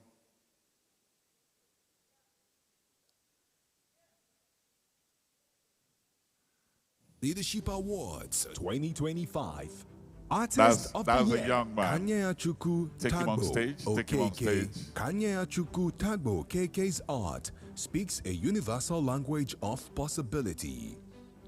As a young autistic prodigy who created a Guinness World Record-breaking canvas, he has turned creativity into advocacy and talent into transformation. His work raises awareness about autism, challenges stigma, and promotes inclusion, while his foundation supports therapy and care for children with disabilities.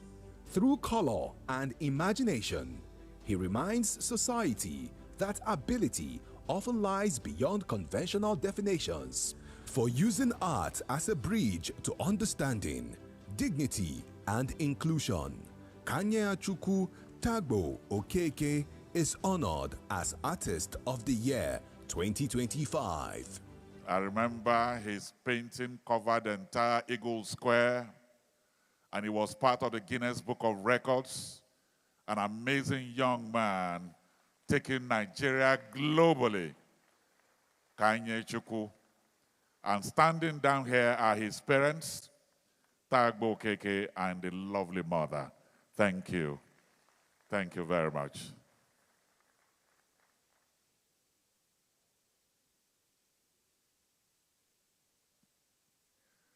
Our next award is for the Outstanding College Person of the Year. And this is for Nafisat Abdullahi Aminu. This will be presented by Abraham Indazaya, Director of Leadership, Media Group and Conferences. Nafisat. Leadership Awards 2025, Young College Person of the Year 2025. Nafisa Abdullahi Aminu.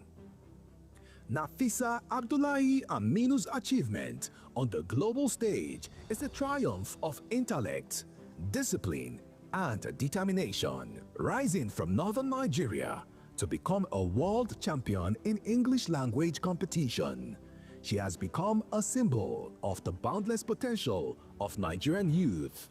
Her advocacy for confidence in communication and academic excellence inspired students across the country, especially girls who see her journey as a reflection of their own possibilities, for demonstrating that talent, education, and perseverance can transcend circumstance.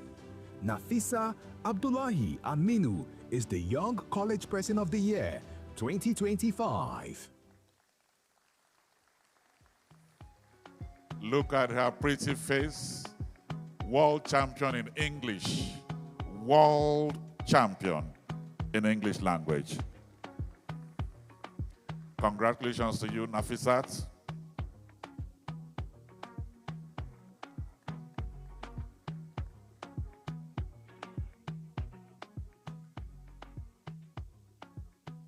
And now we'll move on into a man that his 10-year-old song almost brought his career back to a global level.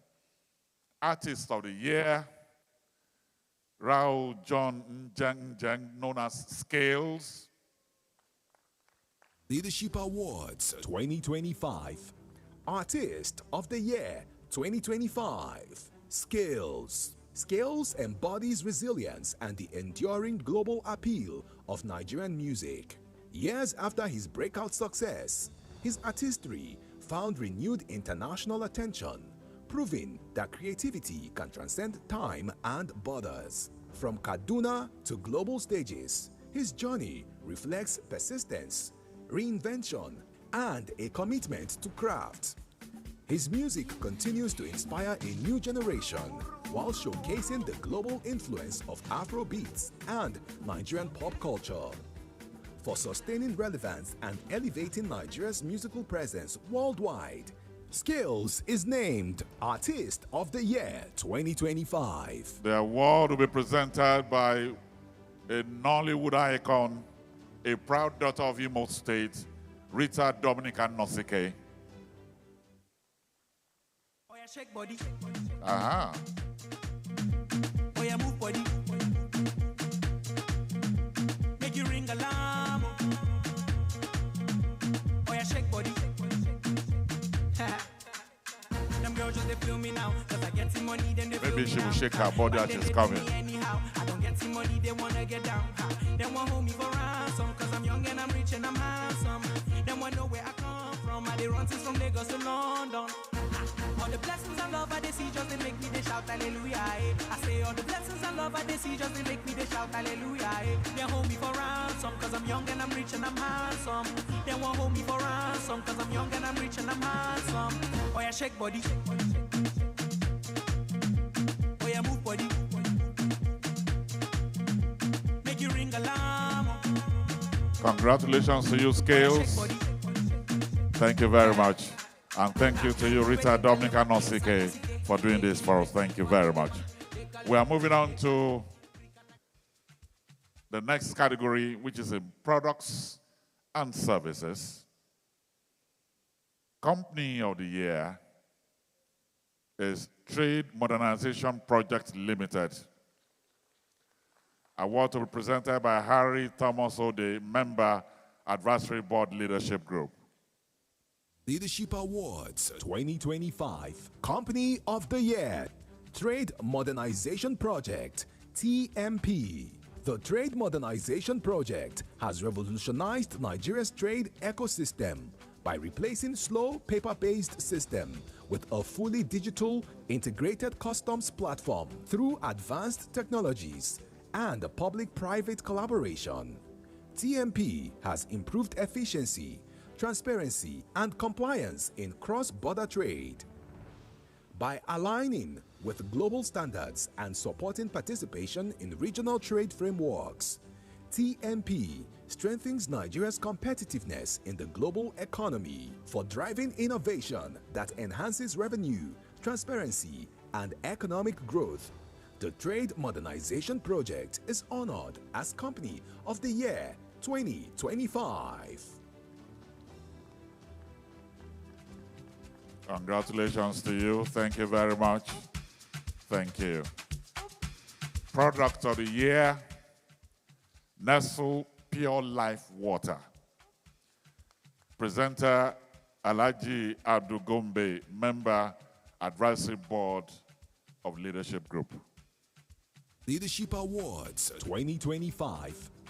Product of the Year, Nestle Pure Life Water. Nestle Pure Life Nigeria PLC ends Product of the Year 2025 for delivering safe, affordable drinking water while advancing sustainability and national clean water awareness through protected sources, multi-stage purification, carbon filter, UV disinfection, and essential mineral enhancement. The brand guarantees consistent quality. Its environmental leadership is evident in 50% recycled PET bottles, 15% plastic reduction through lightweighting, and recyclable clear caps. For its outstanding innovation, high safety standards, and consumer-centric values, Nestle Pure Water is the product of the year 2025.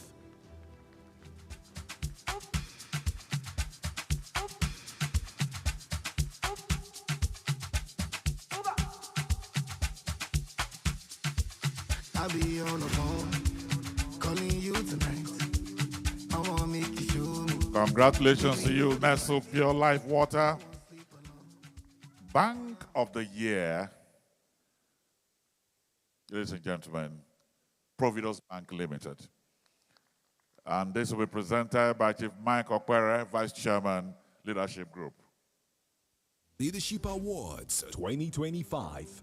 Bank of the Year, Providus Bank. In less than a decade, Providus Bank has established itself as one of Nigeria's most innovative and forward-looking financial institutions. Its strength lies in blending technological agility with a deep commitment to empowering businesses and individuals. The bank has distinguished itself through tailored SME support, digital banking solutions, and partnerships that nurture entrepreneurship. Its pioneering role in introducing Naira-dominated international cards improved convenience and restored confidence in cross-border transactions, while its open banking API has strengthened Nigeria's fintech ecosystem. For championing innovation, inclusion, and consumer-focused service, Providus Bank is honored as Bank of the Year 2025. Congratulations to you, Providus Bank. Congratulations. The next one is a FinTech Company of the Year. And without doubt, it goes to OPay Digital Services Limited, back to back. Leadership Awards 2025. OPay. FinTech Company of the Year, OPay Nigeria.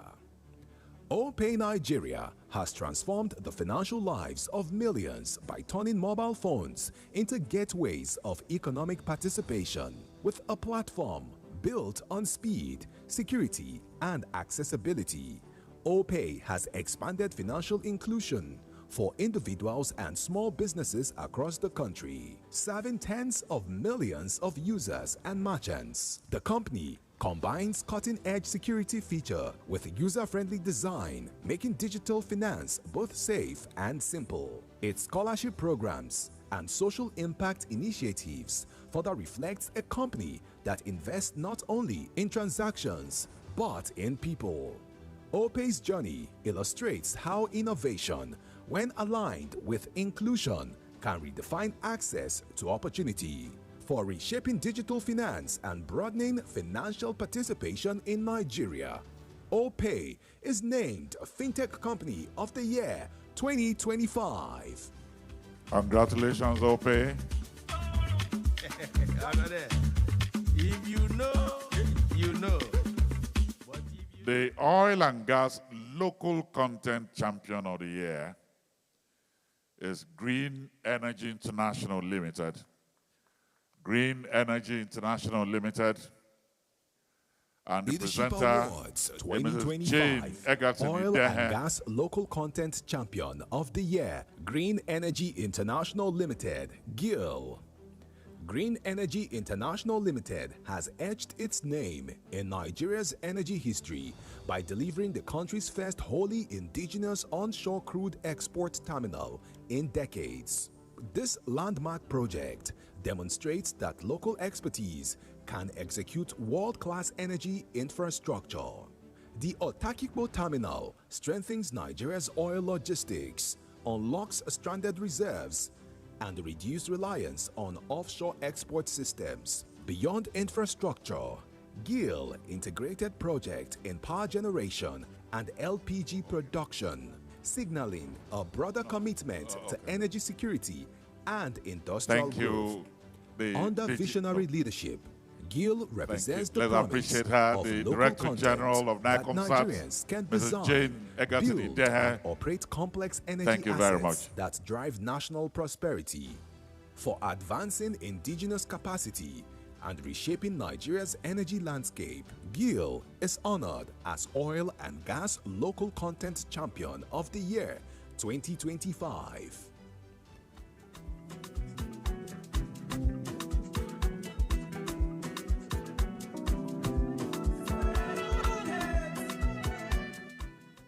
Thank you very much, Mrs. Jane Idehe. Please, you can step down now. Thank you. God bless you.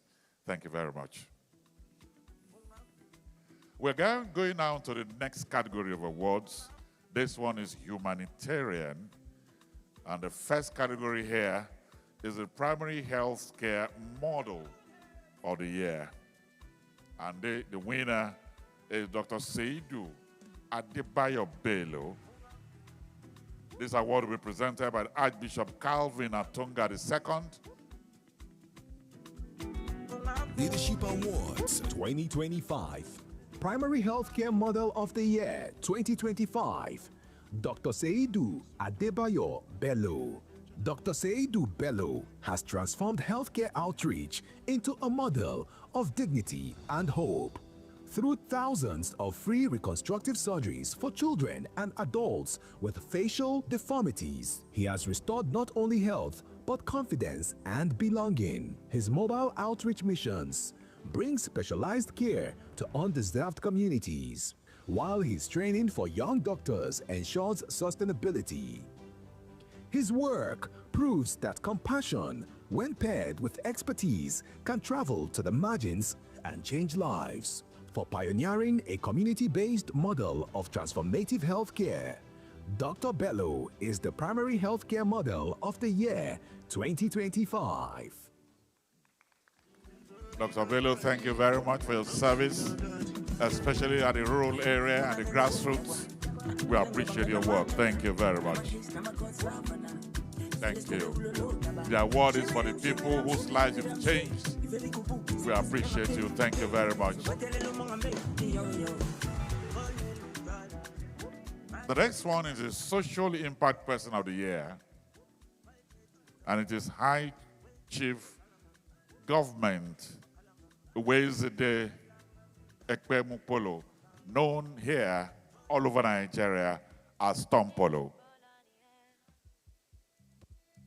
To be presented by the Head of Service of the Federation, Mrs. Didi Esther Walson-Jack. Leadership Awards 2025. Social Impact Person of the Year, High Chief Government Owizede Ekpemopolo, aka Tom Polo. High Chief Government Owizede Ekpemopolo's journey mirrors the Niger Delta's own search for peace and purpose. Once associated with militancy, he has redefined his legacy through security, employment, and community development initiatives that promote stability and opportunity. Through Tanita Security Services, he has helped protect critical oil infrastructure while providing thousands of jobs to youths who might otherwise drift towards instability. His philanthropic initiatives in education, healthcare, and cultural preservation further reinforces a commitment to uplifting communities. His story is one of transformation from confrontation and agitation to meaningful contribution that has changed the peace architecture in the Niger Delta, for turning influence into structured social impact and reconciliation into development. Tom Polo is honored the Social Impact Person of the Year 2025.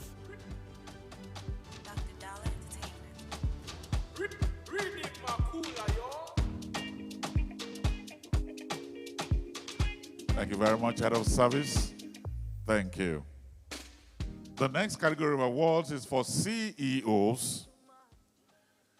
The Business Person of the Year goes to Mr. Thomas Etu, again to be presented by the head of service of the Federation. Leadership Awards 2025 Business Person of the Year, Mr. Thomas Etu. Thomas Etu's story is one of turning a critical national challenge into a platform for empowerment. Through strategic leadership in Nigeria's fertilizer and agribusiness sectors, he has helped transform fertilizer from a scarce and a costly input into a catalyst for agricultural productivity and rural prosperity.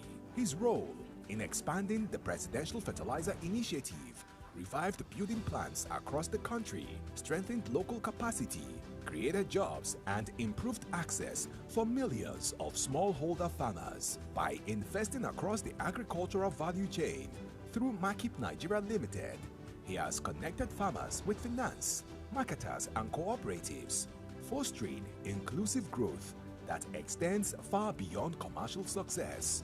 Etu's impact is felt not only in higher crop yield, but improved livelihoods and stronger rural economies. His work exemplifies how private enterprise, aligned with national priorities, can drive food security and economic resilience. For his visionary leadership in transforming Nigeria's fertilizer and agribusiness landscape, his empowerment of millions of farmers through local production and affordable Congratulations to you. his pivotal role in redeeming 9 Mobile, now T2, from the brink, thereby saving hundreds of jobs, and his enduring commitment to inclusive growth and national renewal.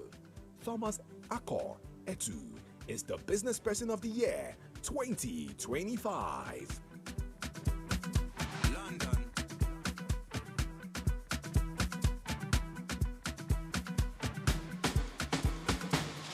Hello, greet everybody for you. Body just shake bello. Motives of one tell bello. Deliver like I get bello.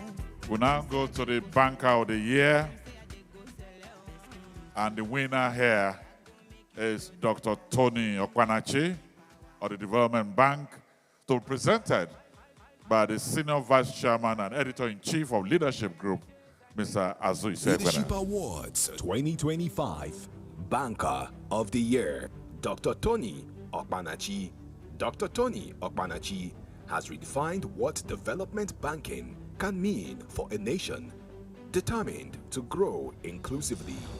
As the pioneer, managing director, and CEO of the Development Bank of Nigeria, he has built an institution that sees finance not merely as capital, but as opportunity, a tool to unlock enterprise, dignity, and jobs. Under his leadership, DBN has disbursed over 1.1 trillion naira in loans through financial institutions, reaching more than 700,000 micro, small, and medium enterprises across Nigeria, for demonstrating that finance, when guided by vision and integrity, can power national reliance and shared prosperity. Dr. Tony Okwanachi is named Banker of the Year 2025. Congratulations, Dr. Okwanachi, and to the entire Development Bank team that are here. Congratulations to all of you.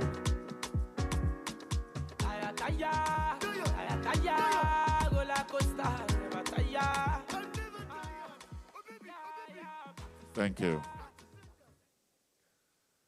We now go to another category of MDAs. The first award here is for the Environmental Impact Agency of the Year. And this goes to the National Agency for Science and Engineering Infrastructure, NASENI. The presenter here is the DG of the Nigeria Diaspora Commission, Mr. Abike Dabiri Erewa. Leadership Awards 2025 Environmental Impact Agency of the Year 2025, National Agency for Science and Engineering Infrastructure, Naseni. Naseni stands at the forefront of Nigeria's drive towards technological self-reliance and environmental sustainability. Through research, innovation, and industrial partnership, the agency has advanced renewable energy solutions and local manufacturing capacity, from solar-powered systems and clean cook stoves to innovation hubs supporting youth-led solutions. Naseni's work bridges science and everyday life.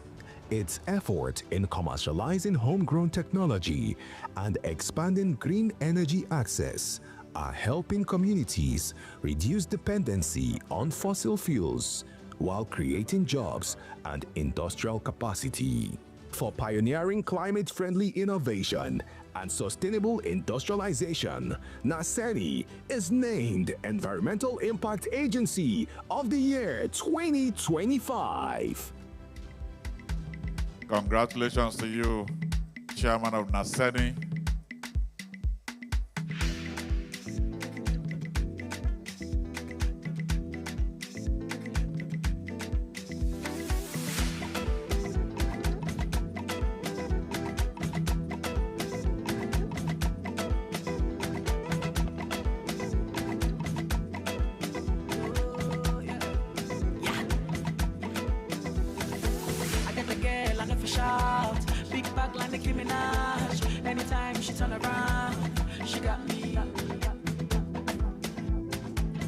Thank you very much. Thank you. Public Service Person of the Year. This goes to Dr. Zach Adedeji, Chairman of the Federal Inland Revenue Service. He's represented here today by Executive Director, Compliance and Policy, Directorate of the agency, Mr. Shetima Tamari. This will be presented by the Chairman of Leadership Group, Mrs. Zainab Leadership Awards 2025 Public Service Person of the Year, Dr. Zach Adedeji. Under Dr. Zach Adedeji's leadership, Nigeria's tax system has undergone a quiet revolution.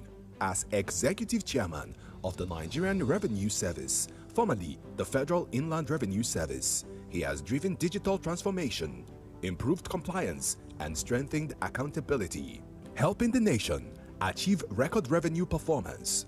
Technology has been central to this shift. Systems such as Tax Pro Max, electronic invoicing, and simplified payment channels have made compliance easier while reducing leakages. At the same time, a renewed focus on taxpayer service has rebuilt trust between citizen and the tax authority. Dr. Adedeji's work demonstrates that efficient revenue administration is not merely about numbers. It's about building a sustainable physical foundation for national development. For the extraordinary tax reforms that have attracted global attention and local acclaim, ushering in a new era of transparent, innovative tax administration that could reset Nigeria's social contact. Dr. Adedeji is the Public Service Person of the Year 2025. The Chairman of Leadership Group will be presenting the next 4 awards back to back. The next award Leadership is Awards. I'd like to also welcome and recognize His Excellency the Governor of Ekiti State, represented by his Chief of Staff, Mr. Niyi Adebayo. Thank you. The Government Agency of the Year, this is won by Federal Competition and Consumer Protection Commission. The Chairman of Leadership will present. Powerless. Internally, the FCCPC's adoption of digital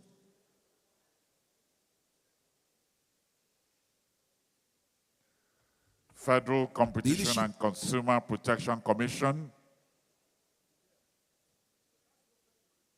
Awards 2025 Government Agency of the Year, Federal Competition and Consumer Protection Commission, FCCPC.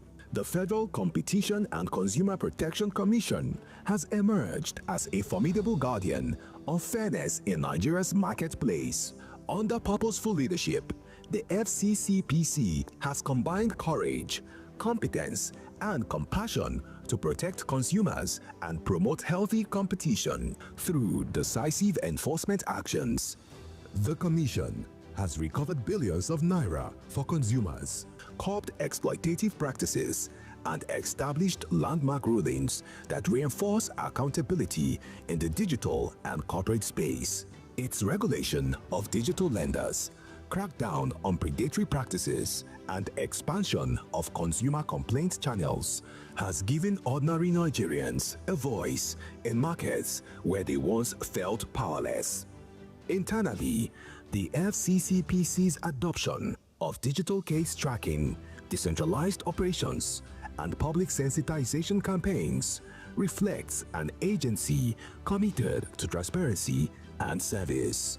By ensuring that markets works for people, not just for profit, the Commission has strengthened trust in regulatory institutions for redefining consumer protection and market fairness in Nigeria.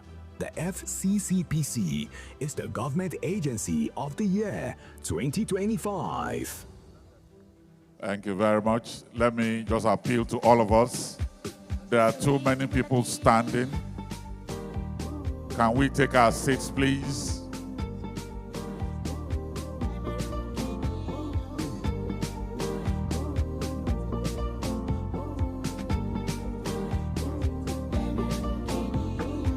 Telling me what I owe you.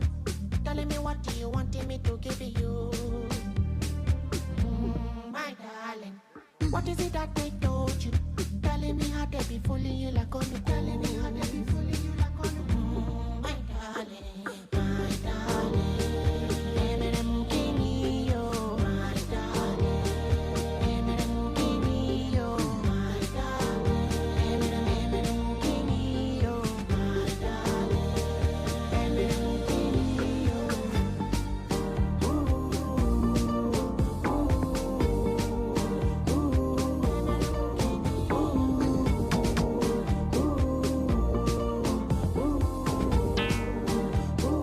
Eminem Kini, yo. Isabella, Ogboro Isabella, And so, Your Excellencies, distinguished ladies and gentlemen, we will adjust our order of presentation to allow two of our governors, the governor of Nasarawa State and the governor of Imo, who are already pressed for time, to quickly collect their words with the permission of the First Lady of Nigeria. So I'd like to welcome here His Excellency, the governor of Nasarawa State, Engineer Abdullahi Sule, who will be stepping forward to collect his award. And the man that the president calls the goalkeeper, the midfielder, the defender, and the Osime of ABC, the governor of Imo State. His Excellency, can we bring down the music, please, DJ? His Excellency, the governor of Imo State, Senator Hope Uzodimma. So let me invite the chairman of today's occasion, the Most Reverend Bishop Matthew Hassan Kuka, Catholic Bishop of Sokoto Diocese, to please step forward and present the Leadership award. Awards 2025, Governor of the Year, Engineer Abdullahi Sule, Nasarawa State. Governor Abdullahi Sule governs with the mindset of an engineer and the discipline of a seasoned executive. Under his leadership, Nasarawa State has evolved from a largely agrarian outpost into one of Nigeria's most promised industrial frontiers. His administration's hallmark is planning, growth guided by strategy rather than chance. At the heart of this transformation is the Nasarawa Economic Development Strategy, the state's first comprehensive roadmap to industrialization, infrastructure renewal, and human capital development. Investing in mining, manufacturing, agro-processing, and energy have followed, drawing businesses and creating jobs. Industrial parks, improved road networks, and renewable energy initiatives signal a state positioning itself for long-term competitiveness. Governor Sule's reform in land administration, taxation, and vocational training reflects a belief that economic growth must be inclusive and sustainable.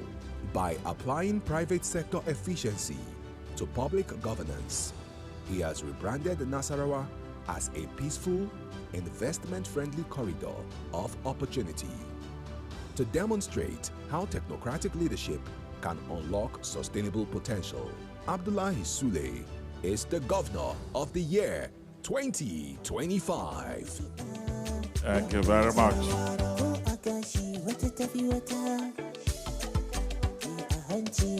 And now our next award,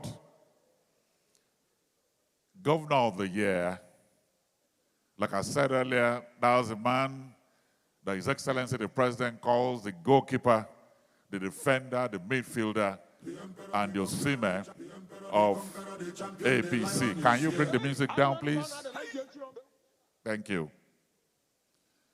It's therefore my honor and pleasure to welcome here His Excellency the Governor of Imo State, Senator Hope Uzodimma, who's here with his lovely wife. Leadership Awards 2025, Governor of the Year. Hope Uzodimma, Imo State. Governor Hope Uzodimma's journey in Imo State is a study in rebuilding trust through performance. Taking office amid controversy and skepticism, he chose not to govern by rhetoric, but by steady institutional repair. Over time, that approach has reshaped both the state's physical and psychological landscape. Infrastructure renewal became a visible marker of change. Major roads and urban spaces, once symbols of decline, were restored. Improved mobility, commerce, and public confidence. His most forward-looking intervention lies in youth empowerment. Through the Skill Up Imo project, tens of thousands of young people have gained digital and technology skills, positioning the state as part of Nigeria's emerging knowledge economy. Security reforms, combining intelligence and community engagement, have also restored calm to areas once troubled by unrest. Governor Uzodimma's leadership demonstrates that credibility in governance is not seized. It is earned through consistency, inclusion, and results. For steering Imo from uncertainty towards stability and renewal, he is awarded Governor of the Year 2025. Champion, the lion is here. Zobu, zobu, enyimba, master. Toya dike, nenu dike. Toya dike, nenu dike. Iye jamara dike ruenu, ebweche jigo. Iye jamara dike ruenu, ebwadaga rigo.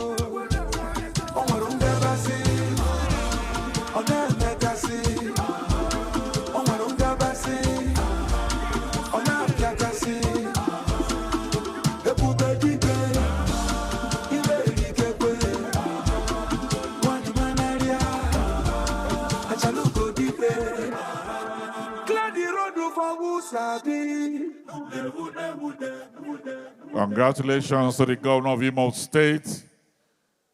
Well done for what you have done in Imo State. Only a few days ago, you were celebrating 50 years of the founding of that amazing state. Congratulations to you. And thank you to all the people in your team that has found themselves here. Please, let's get our seats. We'll represent the award to Tompolo because I understand their flight was delayed and somebody collected on their behalf. Let me invite Mr. Harry Ode to represent the award to Dr. Paul Bebenimimo, Special Advisor to Tompolo, to collect the award. The Special Advisor to Tompolo to collect the award.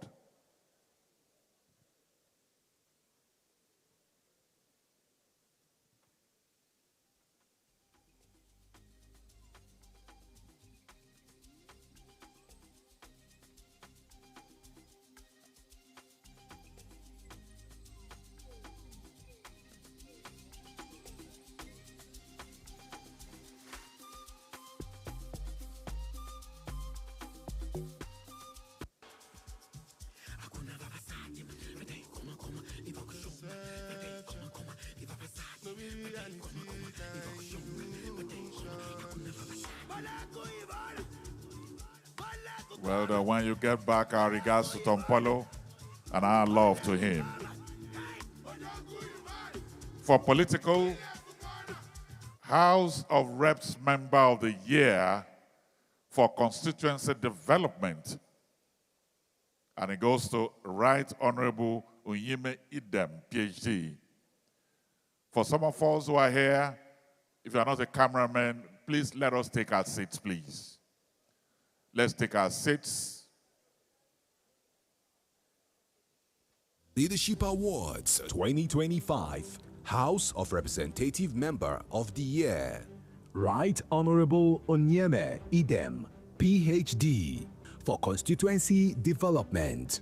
Driven by a rare blend of compassion, this will be vision, presented by and the chairman of the energy. leadership group, Right Honorable Mrs. Unyime Zainab Bunda Idem, Azaya, PhD, has redefined what it means to truly represent the people. His journey to the House of Representatives was not driven solely by ambition, but by a deep commitment to uplift the lives of the people of Oruk Anam and Okanafon Federal Constituency in Akwa Ibom State. Today, that commitment stands as a living reality across communities transformed by his purposeful leadership. At the heart of his impact is a groundbreaking 1 billion naira family-based business grant scheme that empowered 1,000 constituents with 1 million naira each to build sustainable livelihoods. Beyond financial support, he has opened doors to the future through large-scale skills acquisition and empowerment initiatives that have trained more than 10,000 youths, equipping them with tools for independence and dignity. Legislatively, Dr. Idem matches action with advocacy. He has sponsored 22 bills, moved over 38 motions, and attracted more than 70 life-changing projects to his constituency, while empowering over 5,000 people across 26 practical skill areas. For being a shining example of people-centered leadership and showing what true representation means, Right Honorable Unyime Idem, PhD, is the House of Representatives Member of the Year for Constituency Development 2025. Congratulations to you.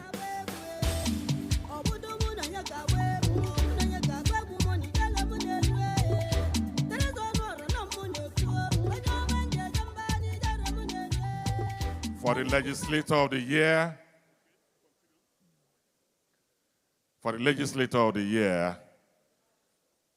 it is the well-loved, dynamic Deputy Speaker that can speak, Right Honorable Benjamin Kalu, to be presented by the Leadership chairman. Awards 2025 Legislator of the Year, Right Honorable Benjamin Okezie Kalu. In an era when noise often overshadows substance, Right Honorable Benjamin Kalu has distinguished himself through rigorous lawmaking and reform-driven leadership. As Deputy Speaker of the House of Representatives, he has sponsored over 100 bills addressing constitutional reforms, security, gender inclusion, and national development. His stewardship of the House Committee on the Review of the 1999 Constitution places him at the center of Nigeria's evolving governance architecture.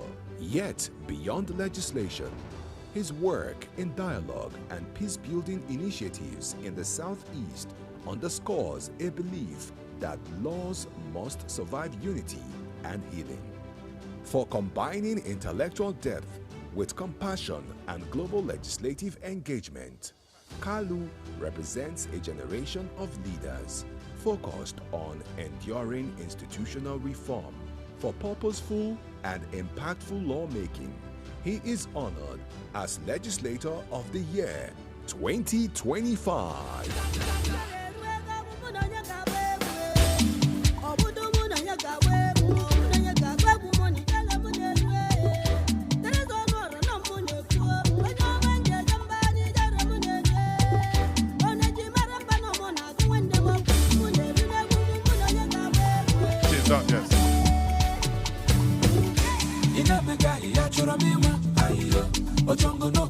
achọrọ m ịma ayo ịgbagoro gbada achọrọ m ịma ayo ịchọwa ịma na ije na nke ịma ayo ijele ndị Igbo na-apụta gị egwu ayo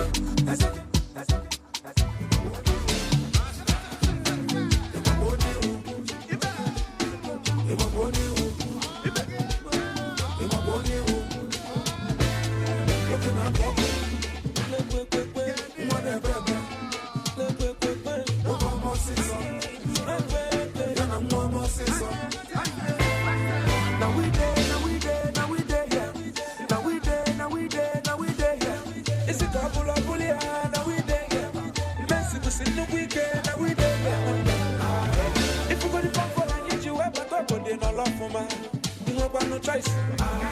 If you go to package, I need you to belle. Security confirm, the man who do not know, the man a mess with a double, and he can find it. The man a dead, I hope you want to make it. I don't share the money. Up at those who are right, I'm on the till all right. I don't want them. Congratulations to you, the Deputy Speaker of the House of Representatives. For those who have come to collect their awards with him, we can get back to our seats now. Thank you very much. Thank you.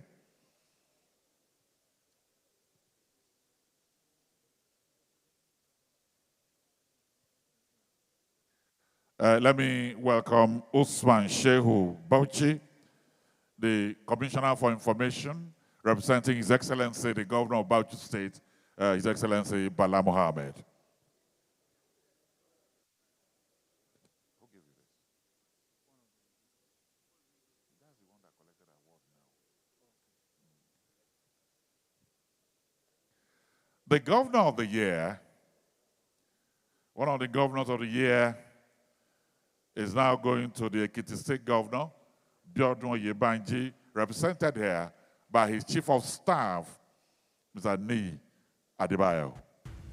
Leadership Awards 2025, Governor of the Year, Mr. Biodun Abayomi Oyebanji. Award to be presented by the former Governor Secretary to the Government of the Federation, that Mr. Boss Mustafa. Does not always arrive with noise. Sometimes it comes with quiet resolve and steady delivery. In just a few years, his administration has touched hundreds of communities across Ekiti State, guided by a philosophy of inclusion, physical discipline, and consensus building. His administration's 6-pillar development agenda has translated into tangible results: roads that reconnect rural economies, agricultural initiatives that engage young farmers, investment in education and healthcare. The presenter of the award is the former SGF, and social Mr. Boss Mustafa. That protect the vulnerable. Projects have not been concentrated in urban centers alone, but spread across all local governments, reinforcing a sense of shared progress. Governor Oyebanji's style: calm, empathic, and service-oriented. He has also fostered political harmony, earning respect across party lines. By placing people before politics and impact before rhetoric, he has shown that governance can be both humane and effective. For making development visible through results rather than proclamations, Biodun Oyebanji is honored as Governor of the Year 2025. Attention, attention, if you're not spending money, go. Congratulations to you, Ekiti State Governor and Chief of Staff. Please extend our love to him. Congratulations to you. Please remain. Thank you.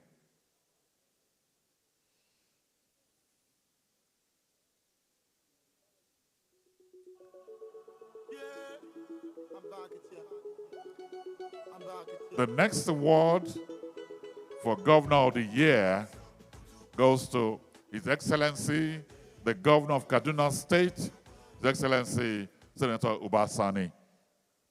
Leadership Awards 2025, Governor of the Year, Senator Uba Sani, Kaduna State.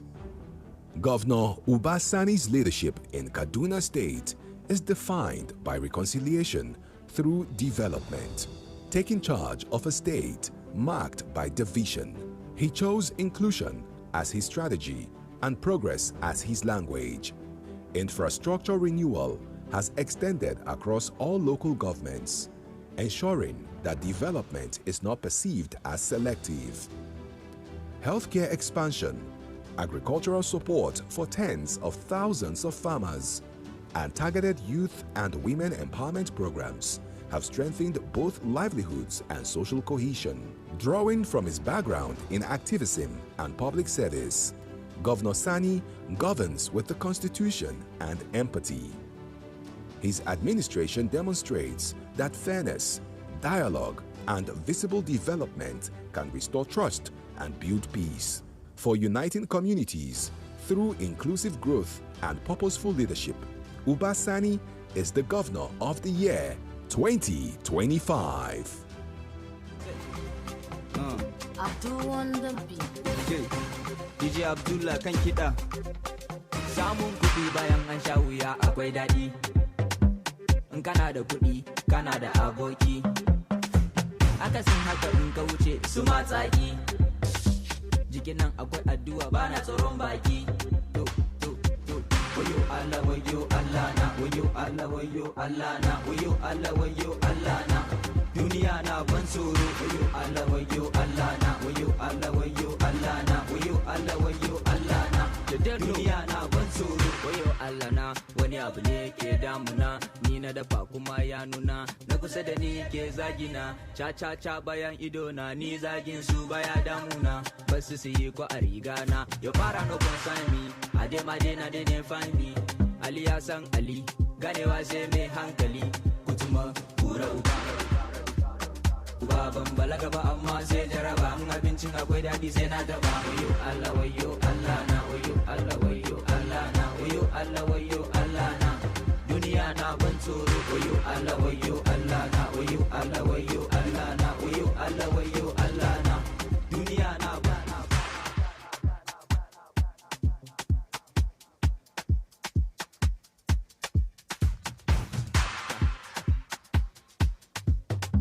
Thank you very much, Mr. Boss Mustafa. Thank you. Our next award for the Governor of the Year award will go to His Excellency, the Governor of Zamfara State, Dr. Dauda Lawal. We welcome you. And it will be presented by His Royal Highness, Alhaji Dr. Yahya Abubakar CFR, the Etsunupe. Leadership Awards 2025, Governor of the Year, Alhaji Dauda Lawal, Zamfara State. Governor Dauda Lawal assumed office in a state defined by insecurity and despair and chose to answer fear with rebuilding. His leadership in Zamfara State is anchored on the belief that development itself can be a strategy for peace. Through the Zamfara Rescue Project, roads, schools, and health facilities have been rehabilitated across urban and rural communities. His introduction of a modernized Sangaya education system, integrating Islamic and Western curricula, reflects a commitment to inclusion, dignity, and opportunity for children from all backgrounds. Healthcare investments, including hospital upgrades and new equipment, and free maternal and child services have strengthened a fragile system.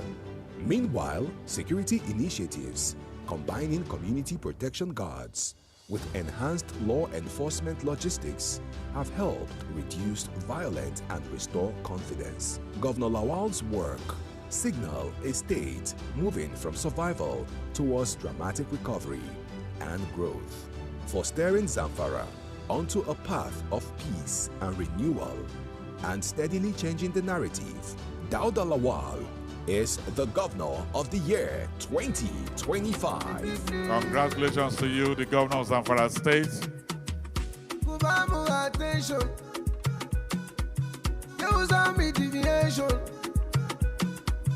Achiro is a temptation. Allah account solution. Buddha celebration. And now, finally, for the Governor of the Year award, once we come to the stage and we have accompanied the man that is collecting the award, let's make it back to our seats, please.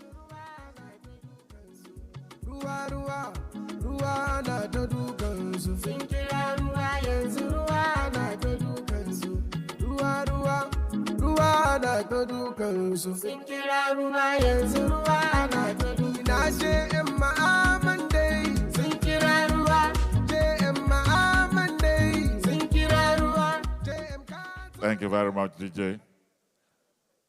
The final award for Governor of the Year goes to His Excellency the Governor of Delta State, Right Honorable Sheriff Francis Oborevwori, represented here by his deputy and other people from the state. It will be Leadership presented by the Awards chairman 2025, of today's occasion, Governor Reverend of the Year, Father Matthew Right Hassan Honorable Koka. Sheriff Oborevwori, Delta State. Governor Sheriff Oborevwori's More Agenda, meaningful development, opportunities for all, realistic reforms, and enhanced peace and security is more than a slogan. It's a blueprint in motion. Since assuming office, he has translated this vision into widespread infrastructure renewal and inclusive social investment across Delta State. Hundreds of road projects and landmark flyovers have improved mobility and commerce across all senatorial districts. In education, school rehabilitation, work recruitment, and sustainable bursaries have strengthened access. Healthcare has advanced through upgraded facilities and expanded insurance coverage. Empowerment programs have supported hundreds of thousands of citizens with physical discipline and early implementation Mrs. Rita of Weaver, the new minimum wage. please join the While Imam physical there. discipline and the early implementation of the new minimum wage demonstrates a governance model that balances compassion with responsibility. His leadership reflects equity, consistency, and a focus on long-term stability for delivering broad-based development anchored in inclusion and fiscal prudence. Sheriff Oborevwori is Governor of the Year 2025. Now we are. I do when make you love me so. I don't know what I be when make you love me so. And that is why I go praising your name. Jesus, I thank you, well, well, for me, well, well, I thank you, Lord. Jesus, I thank you, well, well, thank you, Lord.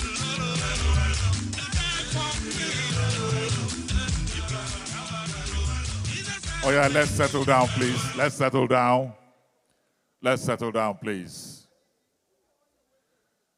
We are going to have two governors quickly respond on behalf of all the award winners here. We'll kick off with His Excellency the Governor of Kaduna State and then round it off with His Excellency the Governor of Imo State. Let me quickly welcome here Senator Uba Sani, Governor of Kaduna State, for a short response, and then it will be rounded off by His Excellency the Governor of Imo State, Senator Hope Uzodimma.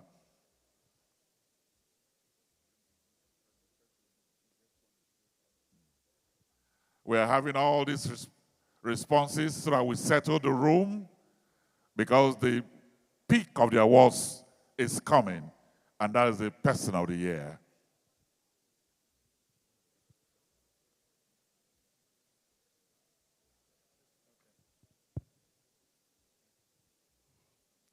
Your Excellency, the First Lady of the Federal Republic of Nigeria, Senator Oluremi Tinubu, CON,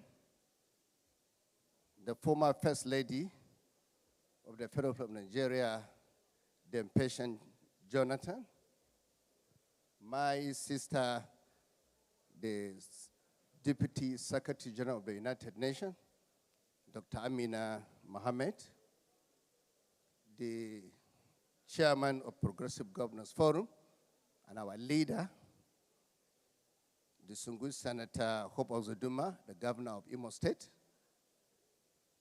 my other governors, colleagues here present, the governor of Zamfara State, Nasarawa State, who has just left, deputy governors of Delta State, Ekiti State. At this juncture, I would like to stand on the well-established protocol. First, I would like to express my appreciation on behalf of my colleagues for this recognition given to us by the management of the group of leadership newspapers. But I will not proceed without paying a special tribute to the founder of this very important newspaper, the leadership. I recall about 2 decades ago, leadership newspaper was conceived, not in Abuja, but in Kaduna, when I was talking with my friend and brother, late Sam Isaiah. And I recall, Mrs. Zainab in Isaiah can bear me witness. At the time newspaper leadership was about to be formed, we sat down with him. He was very close to us, someone who was very patriotic, determined, believing in Nigeria. He was able to sit down with one of our colleagues, also a friend, late Mala Adamisu of BBC of blessed memory also. 2 of them sat down, and leadership was born in Kaduna. I'm not surprised today. Leadership remains as one of the leading newspapers in Nigeria. And it's not accidental. It's simply because of the conviction and belief of late Saminda Isaiah. I recall, at a certain point in his life, he approached some of us, particularly some of us that fought for the enthronement of democracy in Nigeria. Few of us, I recall myself, the likes of Korel, our leader, President Bola Ahmed Tinubu, who actually fought for the enthronement of democracy in Nigeria. He met us, and he made it clear to all of us that, look, he is also going to join politics. And that was the reason why, in 2015, you could all recall, he was among the presidential aspirant in the convention that was done in Lagos. And the reason for that was very simple. Many people within the media circle prepare to sit down in the comfort of their offices, talking about how difficult the system is. But Saminda Isaiah was committed, believing that it is important to join the process. And that was the reason why he decided to join that process, not because he believed he can win the election, but because he believes it is important to entrench democracy. Because fighting for democracy is one thing. Entrenching the ideas of democracy is the most important thing. And his contribution, I have no doubt in my mind, his to continue to be kind to Saminda Isaiah for what he has done for Nigeria and for media generally. I'm not surprised when I see the likes of Azu here, who made his name, even in the Punch newspaper. For him to put here together with Mrs. Zainab to transform this very important newspaper to one of the greatest in Nigeria, I think they deserve a round of applause. Again, I would like to also, on behalf of all my colleagues, that not only 6 of us that have received this award, but all the 36 state governors in Nigeria have been doing extremely well. The fact that 6 of us have been recognized today does not mean the rest are not doing well. And I want to thank the leadership newspaper for this recognition on behalf of all of us. I will also conclude by giving tribute to our leader, President Bola Ahmed Tinubu. Without him, none of us will be standing here talking about development in healthcare, agriculture, education, skill development. Because of his belief and his determination in cooperative federalism that is today both practical and consequential. You can see that. No president of Nigeria have supporters of nationals like President Bola Ahmed Tinubu, and that is a fact. And that is the reason why today, some of us have been running our state without taking loan. I can say, I'm not sure if there's any governor in Nigeria who have to take loan to run the affairs of his own state. The governor of Zamfara State is here. And when we're running the state, President Bola Ahmed Tinubu is treating every governor equally, irrespective of political affiliation. That is something that is uncommon. So I want to thank everyone for this opportunity, and I thank the leadership. And lastly, for the recognition given to the mother of the nation because of her humility, her commitment, her perseverance in ensuring that the downtrodden, I mean the downtrodden, not only the girl child, but every other person who is vulnerable in this country is given attention. We have to thank her for that. Because before me, the Deputy General Secretary of the United Nations, my sister, Amina Mohamed, have already said that. Amina Mohamed, I'm only confirming what she said. I want to thank everyone, and God bless all of us. Thank you very much. Thank you, Your Excellency. Thank you.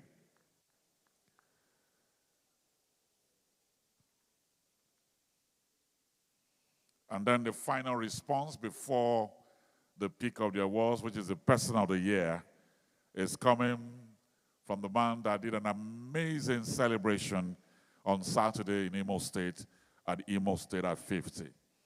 He has been a major contributor to the development of his people. His Excellency, Senator Hope Uzodimma, Governor of Imo State, will be responding. Thank you very much. Your Excellency, the First Lady of the Federal Republic of Nigeria, distinguished Senator Oluremi Tinubu, CON, the Deputy Secretary General of United Nations, Amina Mohamed, GCON.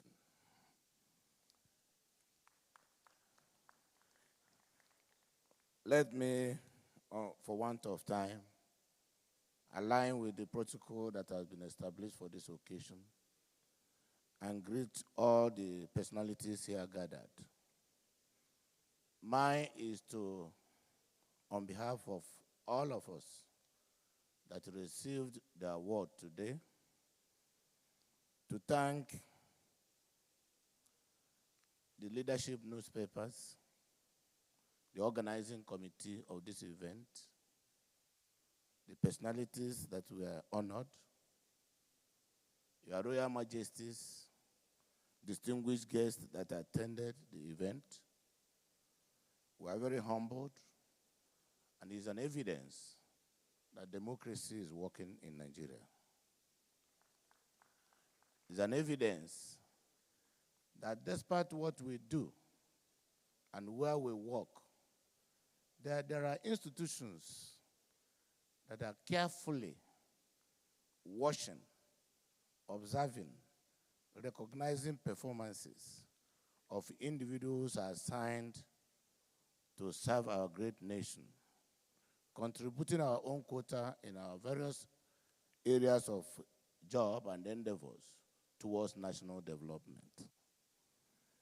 So we are indeed very grateful. We are indeed very excited and elated for the honor done to us today.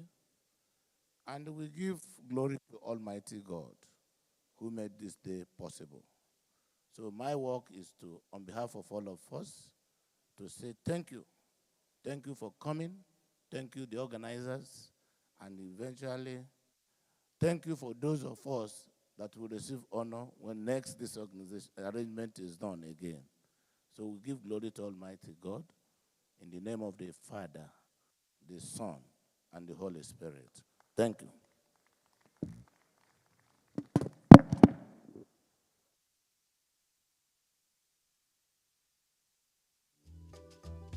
Thank you very much for ending with prayers, Your Excellency. We appreciate you. Thank you very much. Let me please appeal to all the award winners here today. Please don't go. Immediately after the award to Her Excellency, the First Lady, which is the Person of the Year, all of us will have a group photograph, so please don't leave yet. Your Excellencies, distinguished ladies and gentlemen, let me invite the Senior Vice Chairman and Editor-in-Chief of the leadership newspapers to come and quickly do a short vote of thanks.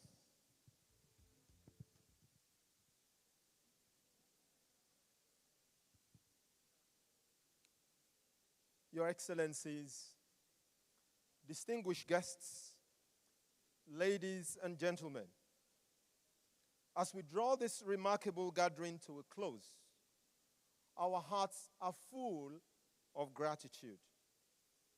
Today has reminded us that when people come together, hope becomes tangible and progress feels possible. We are profoundly thankful to Her Excellency, the First Lady of the Federal Republic of Nigeria, Senator Oluremi Tinubu, SCON, and members of her entourage, including the wife of the Chief of Staff, Mrs. Gbajabiamila, for her gracious presence and commitment to the well-being of Nigerians. Our deep appreciation also goes to the Deputy Secretary General of the United Nations, Dr. Amina J. Ahmed, GCON, whose global leadership continues to make our country and our continent proud. We are sincerely grateful to our chairman for this occasion, Bishop Matthew Hazan Kuka, of the Catholic Bishop of the Sokoto Diocese, for his wisdom and moral voice. And to our royal father of the day, the Esunupe Dr. Yaya Abubakar, CFR, for the dignity and tradition that he represents. We are grateful to our former First Lady, Dame Dr. Patience Jonathan, for joining us despite her very busy schedule. To our governors, ministers, lawmakers, heads of government agencies, members of the diplomatic corps, members of our advisory board, the press and families who share these leaders with the nation, we thank you very much for honoring this occasion. To our award recipients, congratulations. Your work gives this event very profound meaning. And to our sponsors and partners, your belief in excellence and responsible leadership has made today possible. We are deeply grateful. Thank you all for being part of this inspiring day. Safe journeys home, and may the conversations we began here today continue to shape a better tomorrow. May God dismiss us all with his blessings. Thank you, one and all.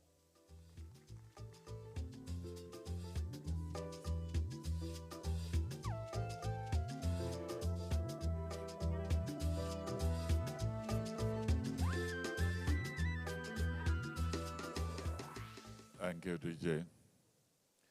Your Excellencies, distinguished ladies and gentlemen, we are at that point now. We are on the plateau, the highest point in Nigeria, for the award that we all have been waiting for, that goes to an amazing woman whose love to children and women and Nigeria is both a prize and an honor. She's the mother of the nation. No wonder her chieftaincy titles are all over Nigeria.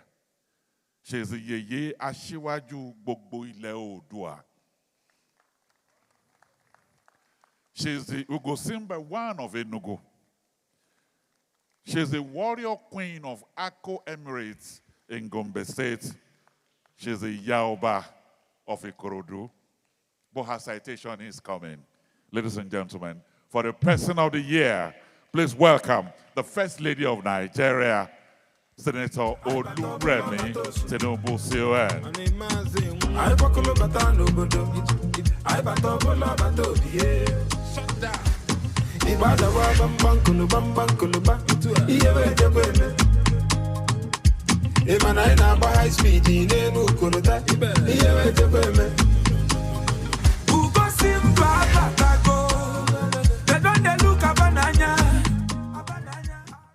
The The award will be presented by the former First Lady Person of the and Year, the Chairman Senator Oluremi of Tinubu. Leadership In a Newspapers. year when many Nigerians searched for reassurance, Senator Oluremi Tinubu turned compassion into structure and empathy into measurable impact.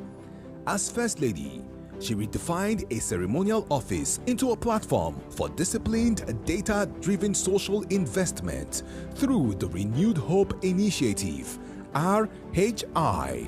What distinguishes her work is not just generosity, but organization, systems that ensures help reaches those who need it most, efficiently and transparently. In 2025 alone, RHI interventions, valued at more than 25 billion naira, reached widows, rural women, students, older people, persons with disabilities, and disaster victims across the country. Her Women in Agriculture program empowered tens of thousands, while education support initiatives opened doors for students whose dreams might otherwise have been stalled. Health outreach programs screened and supported communities often left behind by formal systems. Her leadership shone especially in moments of crisis. Relief materials and sustained engagements accompanied significant donations to victims of violence and displacement in multiple states. Rather than mark her 65th birthday with a celebration, she redirected the moment toward public service, mobilizing over 20 billion naira to complete the long-delayed National Library, a gift to generations yet unborn. As a former teacher, she understands that nation building begins with human dignity, whether through scholarship, mentoring, or health support. Her work reflects belief that care must be organized to be effective. Her influence proves that when structured, soft power can yield hard results. For transforming compassion into a national framework of hope and measurable change, redefining the First Lady's office as a force for stewardship, Senator Oluremi Tinubu, CON, stands as Person of the Year 2025.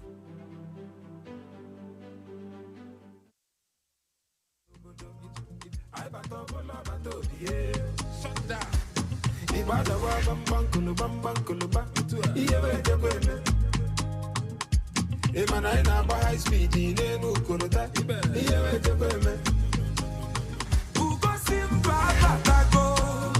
they don't they look abananya, aruka kwa batago.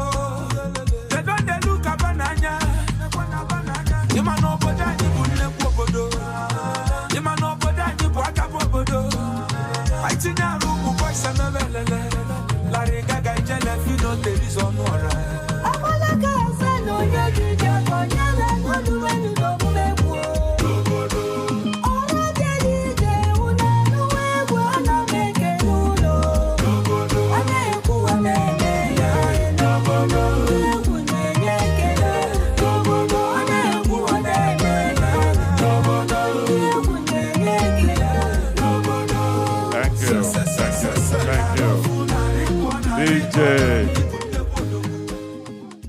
Thank you very much.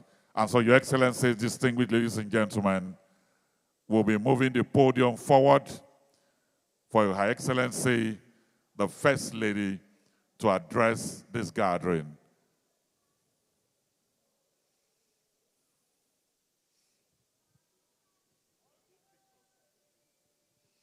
Okay, all the award winners, you can come forward now and have the group photograph with Her Excellency, the First Lady, before she addresses us. All the award winners, Artist of the Year, Kanye Chukwu, Scales, all the award winners, you can step forward now to have your photograph with Her Excellency, the First Lady.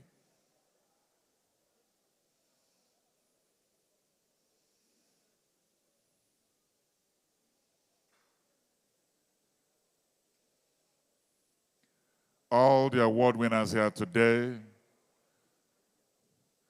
Bring your awards with you. Bring your awards with you to join Her Excellency, the First Lady.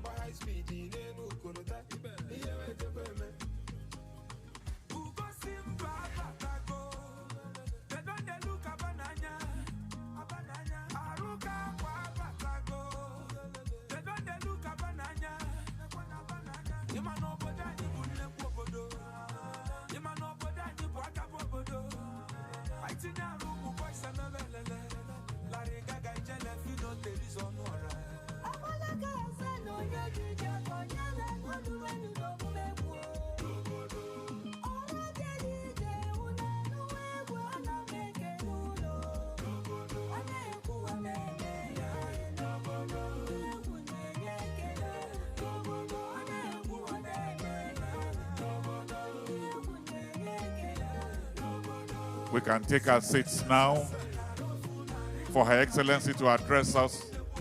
We can take our seats now.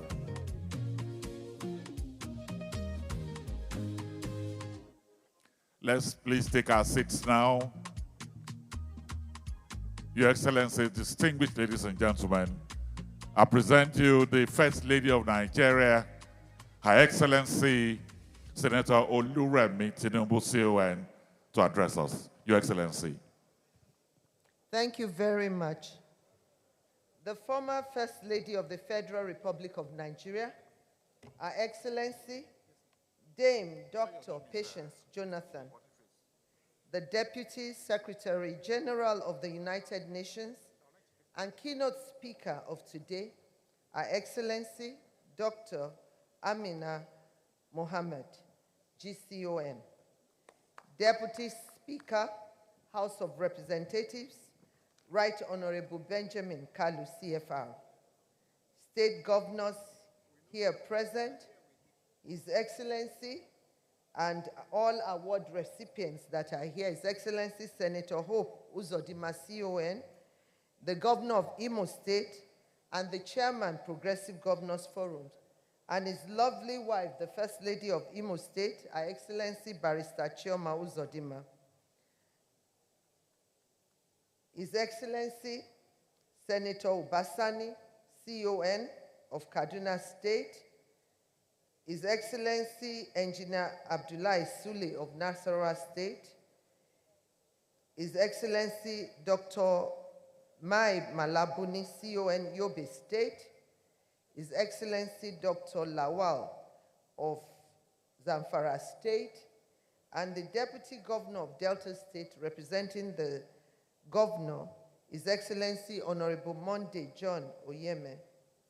The chairman of today's occasion, Bishop Matthew Kuka, CON, the wife of the Chief of Staff to the President, Mrs. Salamatu Gbajabiamila, the head of service of the Federation, Dr. Didi Esther Walsin-Jack, OON, and the former head of service, Boss Mustafa.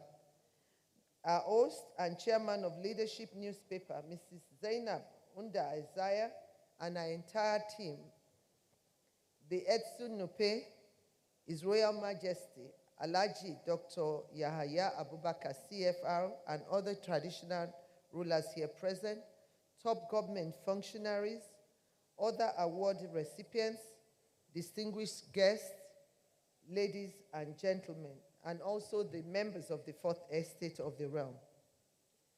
I thank God Almighty for giving me the grace to be here today. I hardly do awards, but my coming here today is to honor a great woman and to give her the support. Thank you so much. I thank Mrs. Zainab Unda Isaiah and the Board of Leadership Newspapers for this recognition as Person of the Year 2025. I applaud your continued commitment to journalism that informs, inspires, and strengthens our democracy, and for finding my modest effort worthy of this award. I'm truly humbled. I celebrate the legacy of the founding chairman, late Mr. Sam Unda Isaiah, OFR, whose dreams is best half, I would say best half, I stress that, Mrs. Zainab Unda Isaiah, has taken to yet another level. I believe looking down today, it will be so proud of you for keeping the fire of this organization burning. I say well done. I do not take this honor alone. I stand on the shoulders of a lot of people who have mentored and continue to mentor me. This award is for all those who have helped me along the way. It is also for the many Nigerians, especially women, young people, and community leaders who work quietly every day to uplift others and ignite hope in our nation. I thank the keynote speaker, the Deputy Secretary General of the United Nations, and the Chairman of the United Nations Sustainable Development Group, Goals, Dr. Amina Mohammed, for your thoughtful reflections. Your timely insight offered practical guidance and renewed clarity on the choices before us as a nation. I equally commend your leadership and lifelong commitment to Africa's development on a global stage. The future of our nation depends on our willingness to work together across cultural and religious differences and interests for the good of all. For a house divided against itself cannot stand. Let us keep working together to realize the Nigeria of our dreams. I dedicate this award to every citizen who believes that selfless service and humaneness can truly change lives. Thank you all. God bless the leadership newspapers. God bless the Federal Republic of Nigeria. God bless you too, the mother of the nation and the First Lady of the Federal Republic of Nigeria. Thank you very much for your work. Thank you for your love of the country.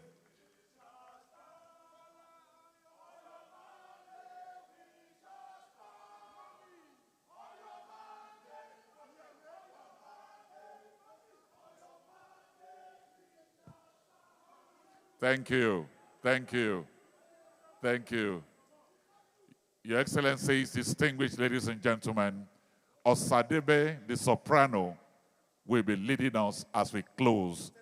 The tenor will be leading us as we close with the national anthem. Thank you.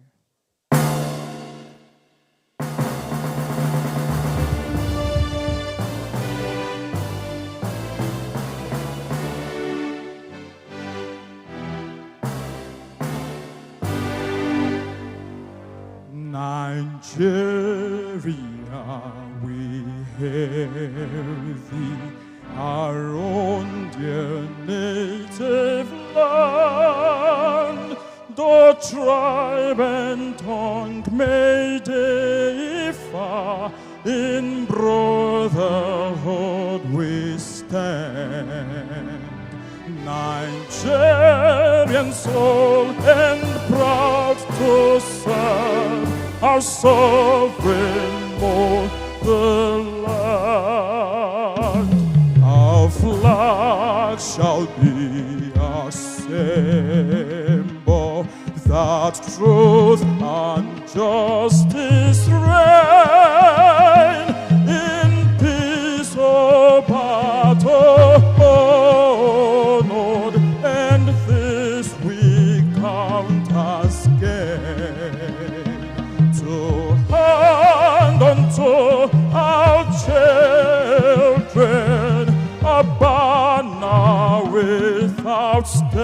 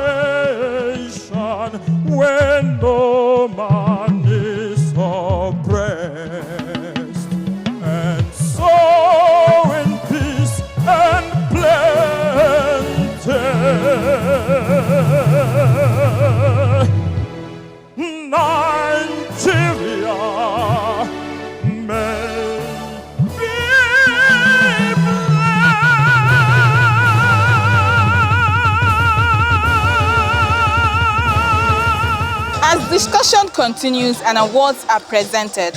One thing is clear: Nigeria's future depends on leadership, accountability, and deliberate action.